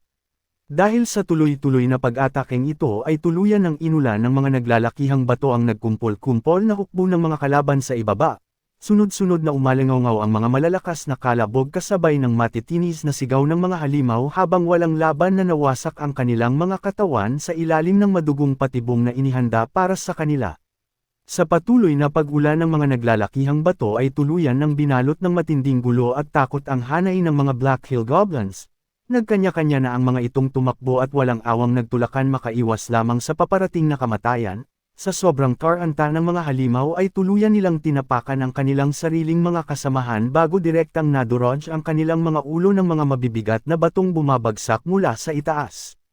Kalmado lamang na pinagmasdan ng ating bida ang madugong senaryo mula sa kanyang pwesto, tahimik na tumakbo sa kanyang isipan na hindi na makaka-address ang mga kalaban dahil sa malalim na patibong sa kanilang likuran kaya naman nagsisilbi na lamang silang mga pirming target sa oras na ito, batid din niya sa kanyang sarili na kakaunti na lamang ang natitira sa mga halimaw at wala na silang sapat na lakas o bilang upang pilitin pang makatawid sa makipot na daanan.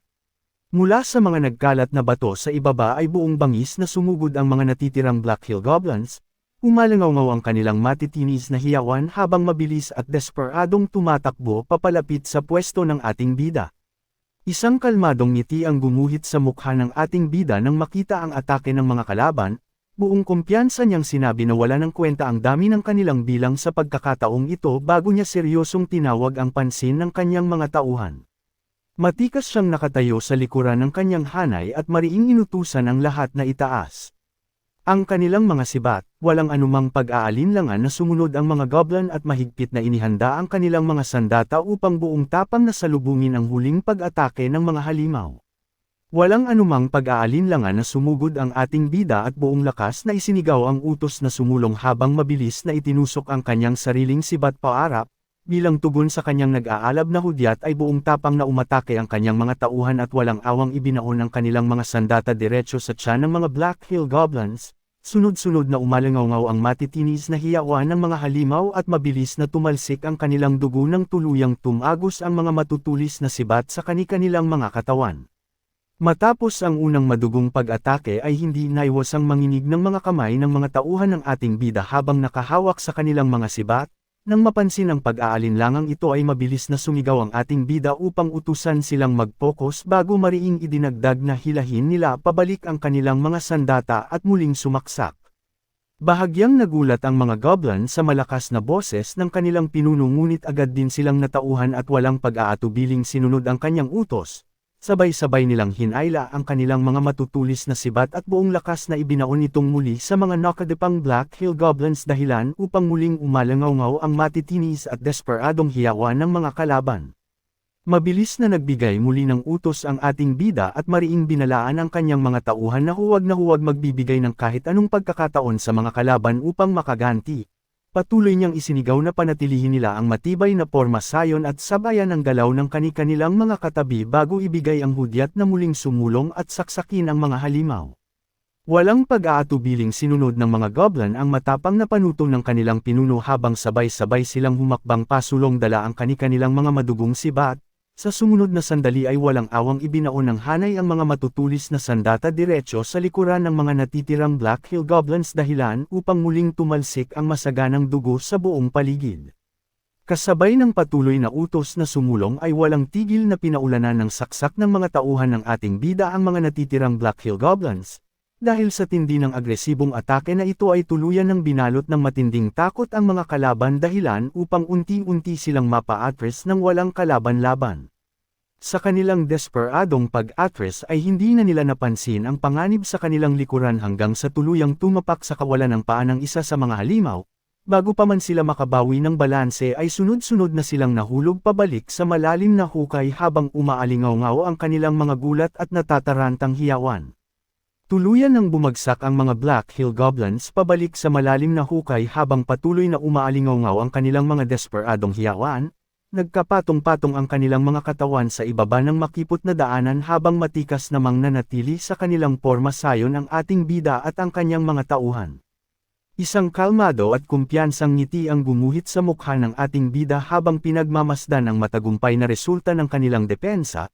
Tahimik niyang kinumpirma sa kanyang sarili na maayos at perpektong umaayon sa kanyang inihandang plano ang lahat ng madugong nangyayari sa ibaba.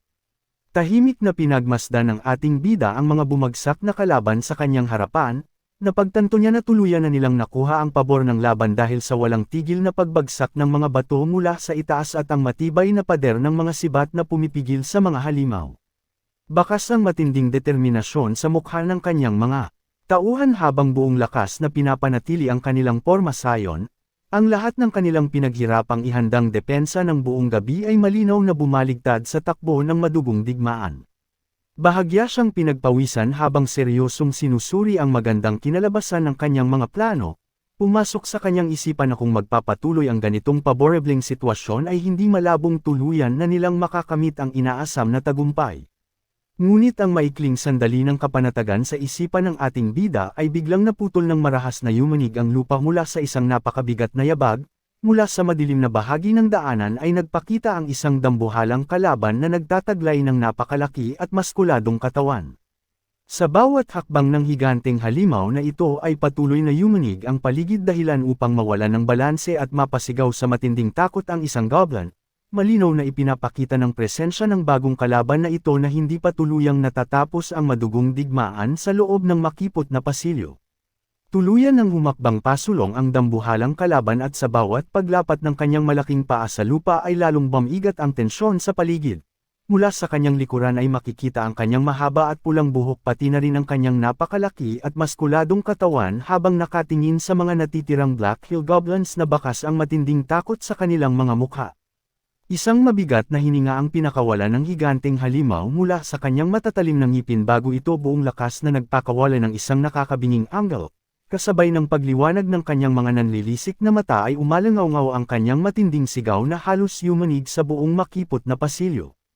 Mula sa kabilang dulo ng daanan ay seryoso lamang na pinagmasdan ng ating bida ang dambuhalang kalaban na ngayon ay matikas na nakatayo habang mahigpit na hawak ang kanyang sandata at patuloy na sumisigaw ng isang nakakatakot na hamon. Matapos ang nakakatakot na hamon ay mabilis na yumuko ang dambuhalang kalaban upang kumuha ng matinding buwelo. Sa susunod na sandali ay buong lakas itong tumalon paitaas at nagpakawala ng isa pang mabangis na sigaw na umalangaw-ngaw sa buong pasilyo. Mabilis itong bumulusok pababa at napakalakas na ibinagsak ang kanyang malaking paa sa lupa, dahil sa bigat ng kanyang dambuhalang katawan ay lumikha ito ng isang malakas na kalabog kasabay ng matinding pagyanig at pagtalsak ng mga naduraj na bato sa paligid. Tuluyang nakaharap ng dambuhalang halimaw ang pormasayo ng ating bida at ng kanyang mga tauhan, nagsalita ang higanting nilalang at mayabang na tinanong ang ating bida kung siya ba ang bagong Panginoon sa lugar na iyon. Tahasan din itong ininsulto ang ating bida na halos hindi niya ito makilala dahil sa labis na kawalan nito ng dating, ang dambuhalang kalaban na ito ay walang iba kundi ang Lord of Black Hill na isang hobgoblin. Sa halip na matakot ay kalmado lamang nangumisi ang ating bida, buong tapang siyang sumagot na nakilala niya kaagad ang hobgoblin dahil sa sobrang baho ng hininga nito. Habang binibitawan ang matapang na salitang iyon ay tahimik na tumakbo sa isipan ng ating bida na ito nga siguro ang pinuno ng mga kalaban dahil sa malaking kaibahan ng itsura nito kumpara sa mga pangkaraniwang goblin na una nilang nakaharap. Dahil sa matinding iniis ay malakas na sumigaw ang dambuhalang hobgoblin na tama na ang mga walang kwentang usapan habang iwinawasiwas paitaas ang kanyang malaking sandatang gawa sa buto. Kalmado naman itong sinagot ng ating bida habang nakatalikod at mahigpit na nakahawak sa kanyang sibat. Pabalang siyang nagtanong kung lahat na lamang ba ng hindi gusto ng halimaw ay tinatawag nitong walang kwenta. Mas lalong nag-aalab sa galit ang hobgoblin nang marinig ang pang-asar na ito kaya malakas itong sumigaw upang patahimikin ang kanyang kaharap, galit na dinuro ng higanti ang ating bida at matapang na naghamon. Isinigaw nitong huwag nang idamay ang mga maliliit na tauhan sa gulong ito at hayaan na lamang na ang dalawang pinuno ang magtuos para tapusin ang laban. Bakas ang pagtataka at bahagyang gulat sa mukha ng ating bida nang marinig ang matapang na hamon ng kalaban dahilan upang mapatanong ito kung ano ang ibig nitong sabihin. Bahagyang napatingin sa gilid ang ating bida na tila hindi makapaniwala sa hamon na kanyang narinig. Mabilis siyang lumingon upang tuluyang harapin ang dambuhalang hobgoblin bago itinuro ang kanyang sarili at seryosong nagtanong kung silang dalawa ba ang maglalaban ng sarilinan. Bilang tugon ay isang malaki at nakakakilabot na ngiti ang gumuhit sa mukha ng kalaban. Habang nanlilisik ang mga nagliliwanag nitong dilaw na mata ay mayabang na tumawa ang hobgoblin bago mapang-asar na tinanong ang ating bida kung tinatablan ba ito ng takot sa kanyang hamon. Bilang sagot sa pang-asar ng dambuhalang hobgoblin ay kalmado lamang na tumugon ang ating bida na hindi siya natatakot. Kasabay nito ay bahagya siyang nagunat at pinatunog ang kanyang leeg habang matikas na nakatayo kasama ang kanyang mga tauhan. Walang ano-ano ay buong lakas na iwinasiwas pababa ng higanting kalaban ang hawak nitong malaking sandata na gawa sa buto diretso sa kinaroroonan ng ating bida. Eksaktong tumigil ang mabigat na sandata ilang pulgada na lamang mula sa mukha ng ating bida.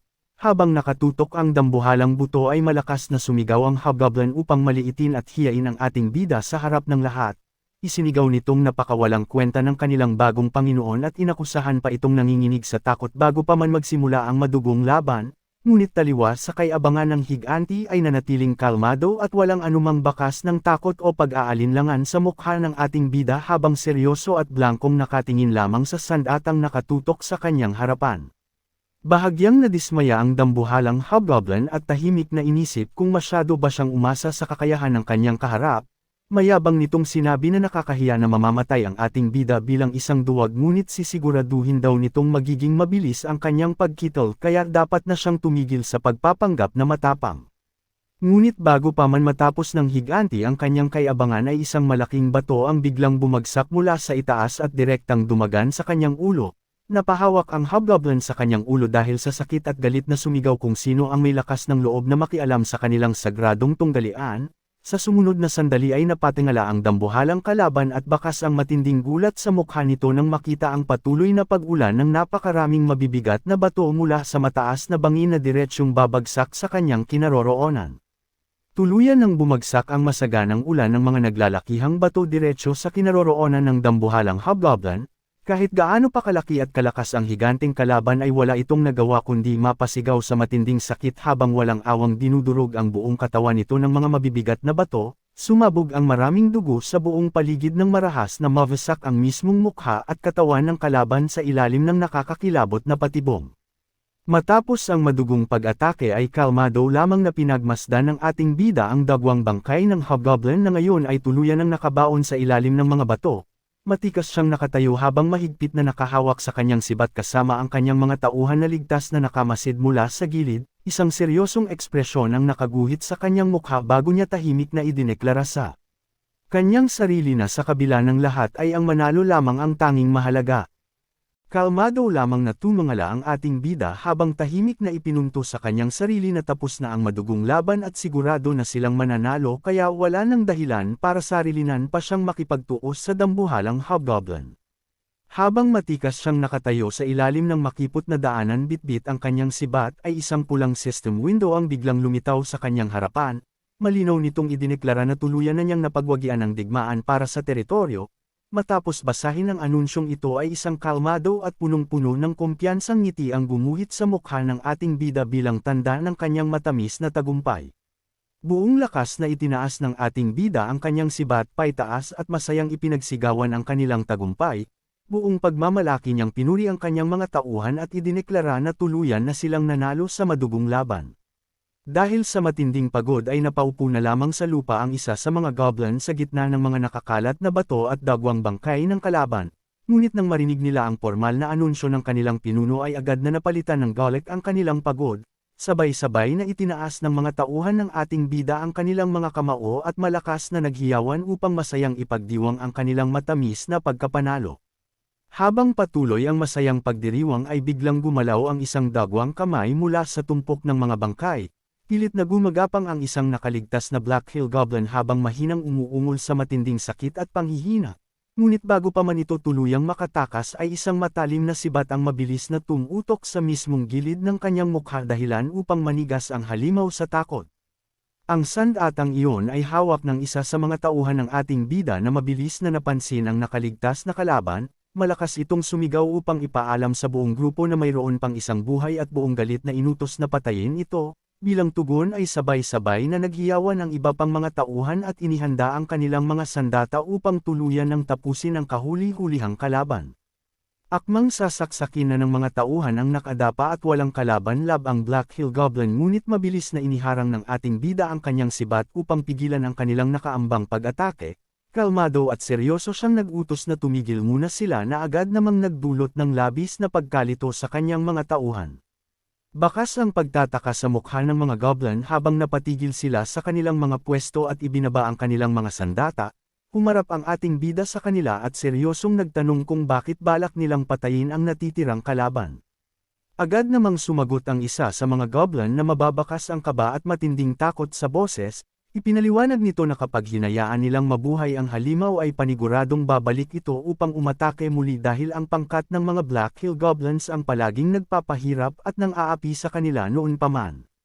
Isang mabigat na hakbang ang ginawa ng ating bida pasulong kasabay ng kanyang mariing pagtanggi sa kagustuhan ng kanyang mga tauhan, kalmado niyang inilahad ang kanyang kamay at formal na ipinaliwanag na kapag pinatay nila ang natitirang kalaban ay magiging isa lamang itong walang kwentang bangkay. Matikas siyang tumayo sa harapan ng nakaluhod at nanginginig na Black Hill Goblin bago idineklara ang kanyang pinal na desisyon sa harap ng kanyang pangkat. Seryoso niyang ipinaalala sa lahat na kung hahayaan nilang mabuhay ang halimaw na ito ay maaari nila itong magamit bilang isang napakahalagang yaman para sa kanilang grupo. Lumipas ang madugong digmaan at tuluyan ng pumayapo ang masukal na lupain sa ilalim ng pulang kalangitan. Sa isang malawak na espasyo ay kalmadong nakaupo ang ating bida sa tuktok ng isang mataas at parisukat na istruktura na gawa sa bato. Sa ibaba nito ay maayos na nakatayo ang napakalaking hukbo ng mga goblin na nakaayos sa perpektong porma sayon bilang tanda ng kanilang matinding paggalang sa kanilang bagong Panginoon. Sa mismong gitna ng kanilang hanay ay maingat na nakalatag ang mga naipong kagamitan at yaman mula sa natapos na labanan. Isang asol na system window ang biglang lumitaw sa harapan ng ating bida dahilan upang dahan-dahan siyang magtaas ng kamay para suriin ang nilalaman nito. Kalmado lamang ang kanyang ekspresyon habang pinagmamasdan ang screen at tahimik na idineklara sa kanyang isipan na ito na ang tamang oras upang isa-isahin ang lahat ng mga pabuyang nakuha nila mula sa matagumpay na pananakop. Sunod-sunod na nagpakita ang mga asol na system window sa kanyang harapan upang idalye ang bunga ng kanilang madugong pananakop. Unang inanunsyo ng sistema na formal nang tumaas sa level 2 ang kanyang teritoryo. Kasabay nito ay ang tuluyang paglobo ng kanyang puwersa na umabot na sa 260 tauhan matapos nilang isanib ang higit 200 nakaluhod at sumukong goblin. Bukod sa mga karagdagang tauhan ay nakapag-uwi rin sila ng mga mahalagang supply tulad ng prutas, tuyong karne, at patong-patong na lumang balat ng hayop.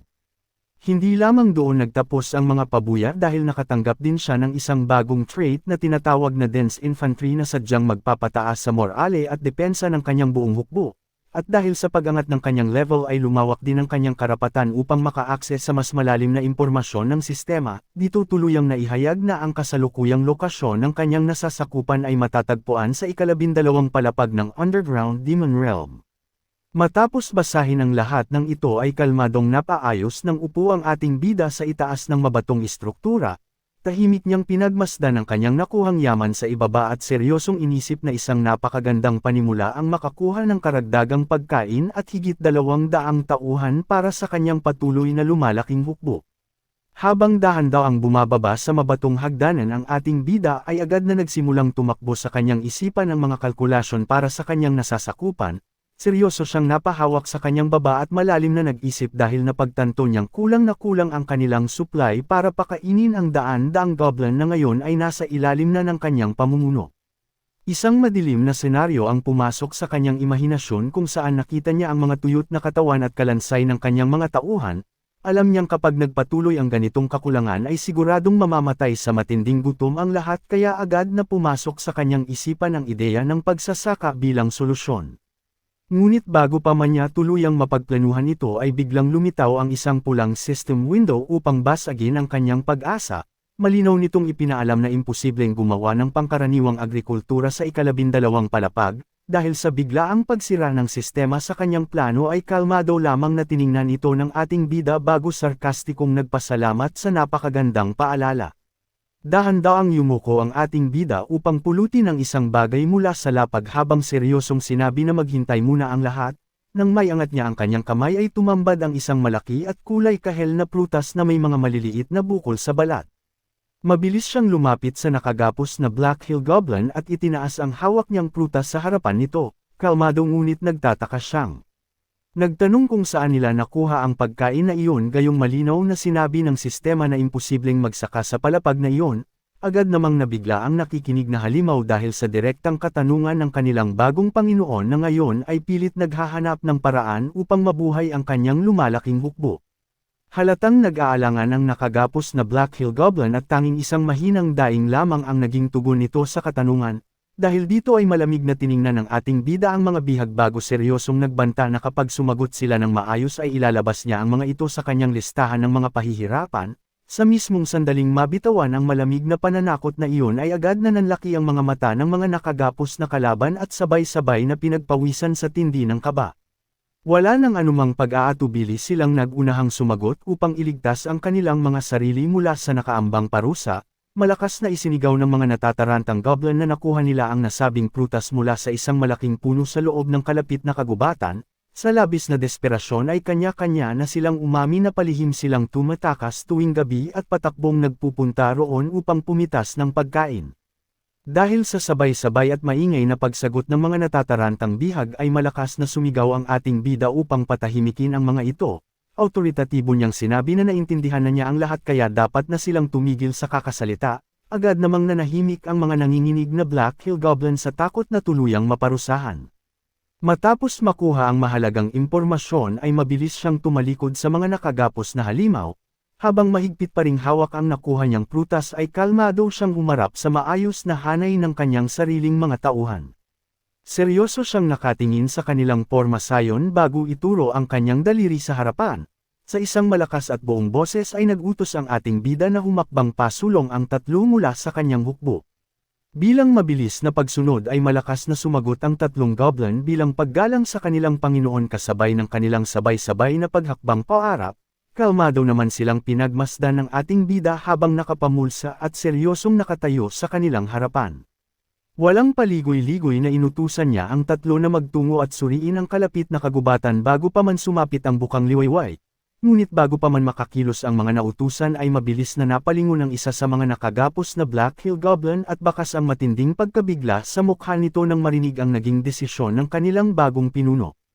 Agad na binalot ng kaba ang hanay ng mga bihag at nagsimula silang magbulungan sa labis na takot habang bahagya silang pinagpawisan. Mula sa kanilang nanginginig na katawan at tarantang reaksyon ay malinaw na mayroong isang nakakakilabot na panganib ang naghihintay sa loob ng kagubatang iyon. Nilingon ng ating bida ang nakagapos na Black Hill Goblin na biglang sumigaw sa matinding takot at nagtataka siyang nagtanong kung ano ang problema nito. Nang makita niyang hindi agad nakasagot ang halimaw ay kalmado niya itong inusisa kung wala ba itong balak magsalita. Dahil sa takot na maparusahan ay nanginginig na sumagot ang bihag na mayroong isang nakakakilabot na bagay na nagbabantay sa loob ng kagubatang iyon. Agad namang naging seryoso ang ating bida habang nakapamulsa bago tinanong kung ano ang eksaktong itsura ng nagbabantay na nilalang na tinutukoy nito.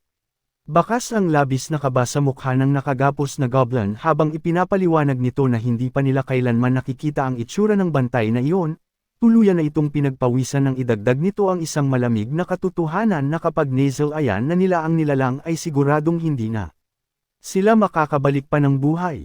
Kalmado namang kumagat ang ating bida sa hawak niyang malaking prutas habang malalim na nag-iisip. Matapos pakinggan ang nakakakilabot na babala ay seryoso siyang sumagot na sa kabila ng banta ng misteryosong nilalang ay kailangan pa rin nilang kumpirmahin kung ano talaga ang nasa loob ng kagubatan. Dahil sa naging maayos na pag-amin ay bahagyang gumaan ang pakiramdam ng nakagapos na Black Hill Goblin, pinagpawisan nitong umaasa habang nanginginig na tinatanong ang ating bida kung ibig sabihin ba nito ay ligtas na siya sa nakaambang pagpapahirap. Ngunit bago pa man makasagot ang kanilang Panginoon ay isang malakas na pagtutol ang biglang umalangaw mula sa hanay ng kanyang sariling mga tauhan, galit na itinuro ng mga orihinal na goblin ang mga nakagapos na bihag habang sumisigaw na huwag silang pakinggan, binalot ng matinding puot ang mga tauhan ng ating bida at sabay-sabay na inalala ang mga panahong malupit silang inapi ng pangkat na iyon kaya buong lakas nilang iginiit na dapat nang patayin ang mga masasamang kalaban. Mabilis na nilingon ng ating bida ang kanyang mga nagagalit na tauhan upang makuha ang kanilang atensyon. Seryoso ang naging hitsura ng kanyang mukha habang kalmado niyang tinanong ang kanyang buong hukbo kung ano sa tingin nila ang tunay na dahilan kung bakit sila nagtagumpay sa katatapos lamang na labanan. Matikas siyang nakatayo sa kanilang harapan habang bahagyang nakalahad ang kanyang dalawang kamay. Sa isang malalim at nagtatanong na tono ay idinagdag ng ating bida kung iniisip ba nila na nanalo sila dahil lumaban sila ng buong husay o sadyang naging maganda lamang ang kanilang ginamit na diskarte.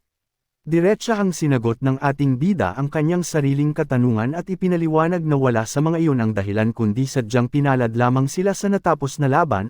Tahimik na nakinig ang kanyang mga tauhan habang seryoso niyang idinagdag na walang kasiguraduhan kung magiging ganito pa rin sila kaswert sa susunod kaya kailangan nilang maghanda ng maigi para sa mga darating pangbanta. Matapos magsalita ay casual siyang naglakad sa gilid ng mga nakagapos na bihag habang bahagyang inihagis at sinalo ang prutas sa kanyang kamay. Kalmado niyang inamin na pananakot lamang ang sinabi niya kanina tungkol sa pagpapahirap dahil imbes na magsayang ng oras sa ganoong bagay ay mas marami pa silang mahalagang trabaho na dapat unahin. Mahigpit niyang hinawakan ang prutas at hinarap ang buong hukbo taglay ang isang seryosong ekspresyon. Sa isang malakas at determinadong boses ay idineklara ng ating bida na ang matinding paghahanda ang tanging paraan upang sila ay patuloy na mabuhay kaya walang paligoy-ligoy niyang inutusan ang lahat na magsimula na sa pagtatrabaho. Balot ng matinding kadiliman at tanging malamlam na liwanag lamang ang tumatanglaw sa loob ng tahimik na kagubatan. Bilang pagsunod sa utos ng ating bida ay palihim na naglalakad ang tatlong goblin sa gitna ng matataas na puno upang suriin ang mahiwagang lugar. Maingat ang bawat hakbang ng mga nakayukong tauhan habang mahigpit nilang hawak ang kanilang mga sibat upang hindi makakuha ng anumang atensyon mula sa paligid. Habang patuloy sila sa maingat na pagbabantay ay isang kakaiba at malaking insekto ang biglang dumapo sa mismong paa ng isa sa mga goblin.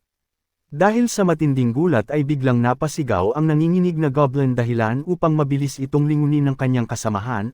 Pag-ulong ngunit galit na sinaway ng kabilang tauhan ang maingay na halimaw upang patahimikin ito kasabay ng mariing pagpapaalala sa mahigpit na utos ng kanilang Panginoon. Sa kanilang alaala ay bumalik ang seryosong mukha ng ating bida habang nagbibigay ng direktiba bago sila tuluyang umalis, kalmado ngunit awtoritatibo niyang binalaan. Ang tatlo na kahit anuman ang kanilang makita sa loob ng kagubatan ay huwag na huwag silang hahawak ng kahit ano at kailangan lamang nilang suriin ang paligid bago mabilis na bumalik. Patuloy na gumagapang at naglalakad ng palihim ang tatlong tauhan ng ating bida sa gitna ng madilim at masukal na kagubatan upang iwasang makagawa ng anumang ingay. Habang maingat nilang binabagtas ang lugar ay mabilis ngunit mahinang tinapik ng isa sa mga goblin ang likuran ng kanyang kasamahan sa unahan upang makuha ang atensyon nito. Nang mapatigil ang kasamahan ay agad nitong itinuro ang isang direksyon sa hindi kalayuan habang pabulong na sinasabi na mayroon siyang nakita roon. Bakas sa kanilang mga mukha ang matinding pag-iingat at kaba habang seryosong nakatuon ang kanilang paningin sa itinuturong bahagi ng madilim na gubat. Nang sundan ng mga tauhan ang itinuturong direksyon ay agad na tumambad sa kanilang paningin ang mga malalaki at bilugang prutas na nakasabit sa mataas na sanga ng isang puno. Dahil sa matinding pagkamangha ay nanlaki ang mga mata at bahagyang napanganga ang isa sa mga goblin habang nakatitig sa mga pagkain na kanilang hinahanap sa gitna ng madilim na kagubatan. Sa labis na pagkasabik at gulat ay muntik na itong makalikha ng malakas na ingay ngunit mabilis na umaksyon ang kanyang kasamahan mula sa likuran. Mahigpit nitong tinakpan ang bibig ng natatarantang goblin gamit ang sariling kamay upang pigilan ang tuluyang paglabas ng anumang boses. Pinagpawisan sila ng malapot habang pilit na kinokontrol ang sitwasyon at inaalala ang mahigpit na utos ng ating bida na huwag kukuha ng anumang atensyon na maaaring magpagising sa misteryosong bantay ng lugar. Pagtingala ng mga tauhan ay agad na tumambad sa kanilang paningin ang isang napakalaking puno kung saan nakasabit ang mga hinahanap nilang prutas, ngunit imbes na matuwa ay matinding takot ang bumalot sa kanila dahil ang buong puno at mga sanga nito ay ganap na nababalot ng makakapal at kumikinang na sapot. Bakas ang labis na kaba sa namumawis ang mukha ng mga goblin habang pinagmamasdan ang kakaibang sitwasyon ng puno. Nang dahan-dahan nilang ibaba ang kanilang paningin sa lupa ay mas lalo silang kinilabutan sa kanilang natuklasan. Habang nakadapa sa malamig na lupa ay napansin ng nangungunang goblin ang mga nakakalat at madidilim na patak ng dugo sa kanilang harapan. Dahil sa nakitang bakas ng karahasan ay hindi nito napigil ang mapabulong sa matinding pagtataka at pangamba habang pilit na inuunawa kung anong nakakakilabot na nilalang ang nagmamay-ari ng sapot at dabwang lupang iyon. Upang makumpirma ang kanyang hinala ay dahan daw ang inilapat ng nangungunang goblin ang kanyang kamay sa nakakalat na madilim na likido sa lupa. Nang iangat niya ito ay nakita niyang sumama at tumulo ang malapot na dugo mula sa kanyang mga daliri na nagpapatunay na sariwa pa ang bakas ng karahasan sa lugar na iyon. Matinding kilabot ang agad na bumalot sa halimaw habang tahimik nitong tinatitigan ang sariling kamay na ngayon ay nababalot na ng pulang likido. Nanlaki ang kanyang mga mata habang pinagpapawisan sa labis na takot dahil alam niyang hindi pa nakakalayo ang sinumang gumawa ng patayan na iyon. Dahil sa matinding gulat at pangamba ay mabilis na lumingon ang goblin sa kanyang mga kasamahan sa likuran. Natataranta at pabulong nitong iniutos na kailangan na nilang bumalik agad bago pa sila matuklasan ng nakakakilabot na bantay na nagmamay-ari ng teritoryong iyon. Habang maingat at tahimik na umaatres ang mga tauhan ng ating bida upang makalayo sa nakakakilabot na lugar ay isang mabilis na ingay ang biglang umalangaw mula sa madilim na bahagi ng puno. Isang makapal at kumikinang na sapot ang mabilis na bumulusok pababa at walang awang pumulupot sa katawan ng isang kaawa-awang goblin. Ang nilalang na ito ay hindi nila kasama kundi isa lamang biktima na nahuli ng misteryosong bantay sa kagubatan. Hindi man lang nakapalag ang biktima at tanging isang nahihirapang daing na lamang ang lumabas sa bibig nito bago siya tuluyang mahayla paitaas ng napakabilis gamit ang matibay na sapot. Binalot ng matinding gulat at kilabot ang isa sa mga tauhan ng ating bida habang nakaupo sa lupa, nanlaki ang kanyang mga mata at tila napako sa kanyang pwesto habang pinagmamasdan ang walang kalaban-lab ang biktima na pilit tinatangay paakyat sa madilim na bahagi ng puno kung saan naghihintay ang panganib. Habang mabilis na hinihila paitaas ang kaawa-awang biktima patungo sa kadiliman ng mga sanga ay isang mabilis na pagtulo ng likido ang naganap. Napatingala ang mga natatarantang tauhan ng ating bida habang pinapanood ang nakakakilabot na pangyayari sa itaas ng puno. Mula sa kawalan ay isang malapot na patak ng sariwang dugo ng biktima ang biglang bumagsak at direktang tumama sa mismong pisngi ng isa sa mga goblin. Nanlaki ang mga mata ng halimaw at mabilis itong pinagpawisan nang maramdaman ang mainit na likido sa kanyang mukha. Pilit nitong pinakalma ang sarili at dahan-daw ang itinaas ang kanyang nanginginig na kamay upang panasan ang kanyang pisngi.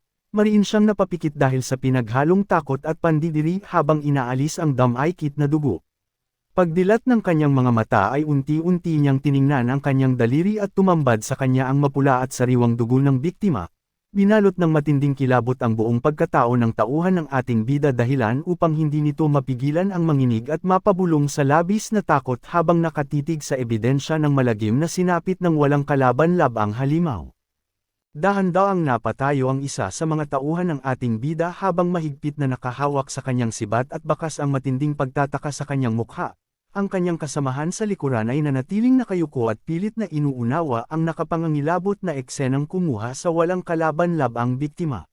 Sa kalagitnaan ng nakakabinging katahimikan ng madilim na kagubatan ay maingat na inaninag ng isa pang goblin ang paligid upang hanapin kung saan nagtatago ang nakamamatay na panganib. Ngunit bago pa man sila makapag-isip ng susunod na hakbang ay mabilis na napagtanto ng nangungunang tauhan ang napipintong kamatayan na nagbabanta sa kanilang sariling buhay. Nanlaki ang kanyang mga mata at tuluyan siyang pinagpawisan sa labis na takot bago buong lakas na isinigaw sa kanyang mga kasamahan na kailangan na nilang tumakbo palayo. Samantala ay tahimik na nakatayo ang ating bida sa ibaba ng hagdan habang seryosong nakikinig sa ulat ng isang tauhan sa harap ng kanyang malaking hukbo.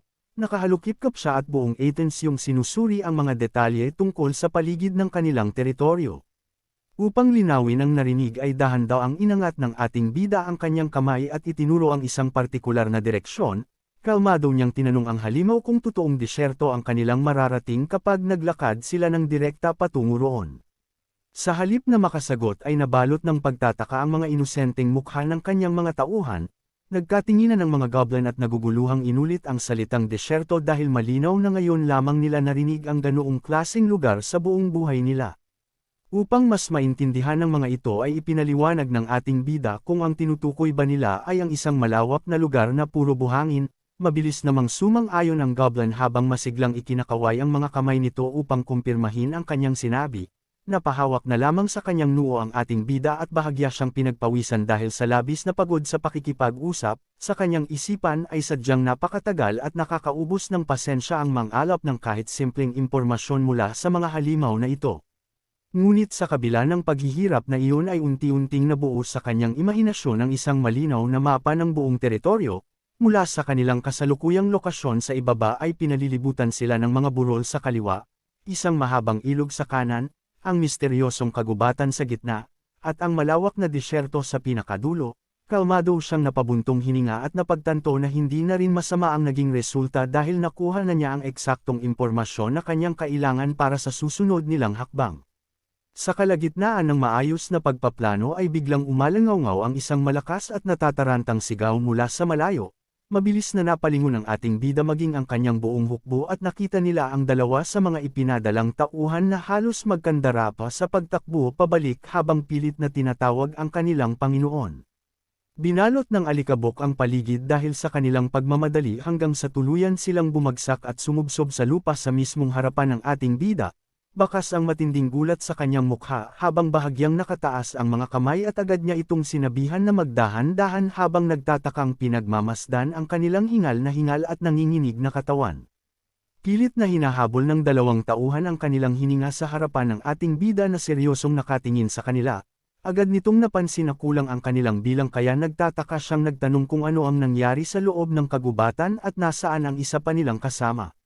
Bakas ang matinding takot at trauma sa mga nanginginig na mukha ng mga goblin na patuloy na pinagpapawisan, pautol-utol nilang ibinalita na tuluyan ng nawawala ang kanilang ikatlong kasama at isinunod ang nakakakilabot na eksenang kanilang nasaksihan kung saan may isang walang kalaban-lab ang biktima ang bigla na lamang malupit na hinayla paitaas. Bahagyang pinagpawisan ang ating bida at kumunat ang kanyang noo dahil sa hindi inaasahang ulat, hindi niya napigilan ang magpakita ng pagkadismaya kasabay ng mariing pagpapaalala na napakalinaw ng kanyang naging utos bago sila umalis na mag-iingat at magmamasid lamang ang mga ito upang iwasan ang tiyak na panganib. Habang nagpapaliwanag ang dalawang tauhan ay agad napansin ng ating bida ang isang manipis na sinulid na nakadikit sa balikat ng isa sa mga nanginginig na goblin. Dahan-dahan niya itong inalis gamit ang kanyang mga daliri at habang seryosong sinusuri ang nakuha ay kalmado siyang nagtanong upang alamin ang buong detalye ng pangyayari. Tahimik na nakatayo ang ating bida sa harap ng kanyang dalawang tauhan habang pinakikinggan ang kanilang ulat, bahagya siyang pinagpawisan at kumunat ang kanyang noo dahil sa matinding pag-iisip upang pagtagpi-tagpiin ang mga nakuhang impormasyon mula sa mga nakasaksi. Sa kanyang imahinasyon ay unti-unting nabuo ang nakakakilabot na sitwasyon sa loob ng madilim na kagubatan kung saan ang mga puno ay ganap na nababalot ng makakapal na sapot at ang lupa ay puno ng mga malalalim na marka. Bilang pinal na kumpirmasyon sa kanyang hinala ay mahigpit niyang hinatak ang nakuha niyang malagkit at matibay na sinulid gamit ang kanyang dalawang kamay upang sukatin ang kakayahan ng misteryosong halimaw na nagbabantay roon. Sa kanyang patuloy na pag-iisip ay tuluyan nang naging malinaw sa ating bida kung anong klaseng halimaw ang kanilang kakaharapin. Mula sa mga nakalap na detalye ay napagtanto niya na ang nagmamay-ari ng teritoryo ay isang grupo ng mga nakakakilabot at higanteng gagamba. Sa kanyang imahinasyon ay nakita niya ang kanyang sarili na napapalibutan ng napakaraming gagamba na may malalaki at mapupulang mata sa loob ng masukal na kagubatan. Mabilis na tumakbo sa kanyang isipan na ang pakikipaglaban sa ganoong klaseng lugar ay maglalagay sa kanila sa isang matinding dahado dahil malaki ang posibilidad na maubos sila bago pa man sila makagawa ng anumang hakbang.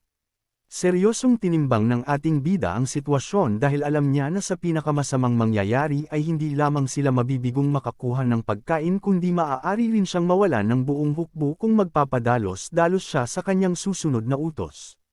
Matapos mapagtanto ang matinding panganib ay bahagyang napabuntong hininga ang ating bida habang pinagpapawisan sa bigat ng sitwasyong kanilang kinakaharap. Dahan-dahan niyang hinubad ang kanyang suot na formal na jacket habang pilit na kinukumbinsi ang sarili na kailanman ay hindi naging madali ang mga bagay na kanyang pinagdaraanan. Kalmado niyang ipinahiwatig na kung mayroon lamang sanang ibang ligtas na paraan ay paniguradong iiwasan niya ang lugar na iyon ngunit alam niyang wala na silang iba pang pagpipilian. Mabilis niyang nilingon ang naghihintay na hukbo ng mga goblin sa kanyang likuran at seryosong inutusan ang lahat na mag-impake na ng kanilang mga gamit. Sa isang mabilis na galaw ay buong kumpiyansa niyang isinampay ang hinubad na jacket sa kanyang balikat bago sumigaw ng may paninindigan na tatango silang lahat sa loob ng nakakakilabot na kagubatan. Samantala ay bumalik ang tagpo sa loob ng madilim at masukal na kagubatan kung saan binalot ng makakapal na sapot ang bawat puno. Sa kailaliman ng nakakakilabot na lugar na ito ay walang awang ibinaon ng isang higanteng gagamba ang matutulis nitong pangil sa braso ng nahuli nitong walang kalaban-lab ang biktima.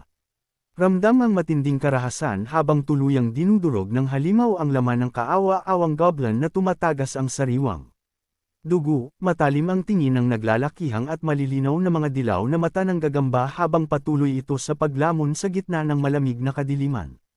Sa tuluyang pagpapakita ng buong anyo ng nakapangangilabot na halimaw ay malinaw na makikita ang dambuhalang laki nito habang nakagapang sa matibay na sapot. Ito ang mismong madugong panganib na naghihintay sa paparating na hukbo ng ating bida at handa itong pumaslang ng sinumang maglakas loob na tumapak sa kanilang teritoryo.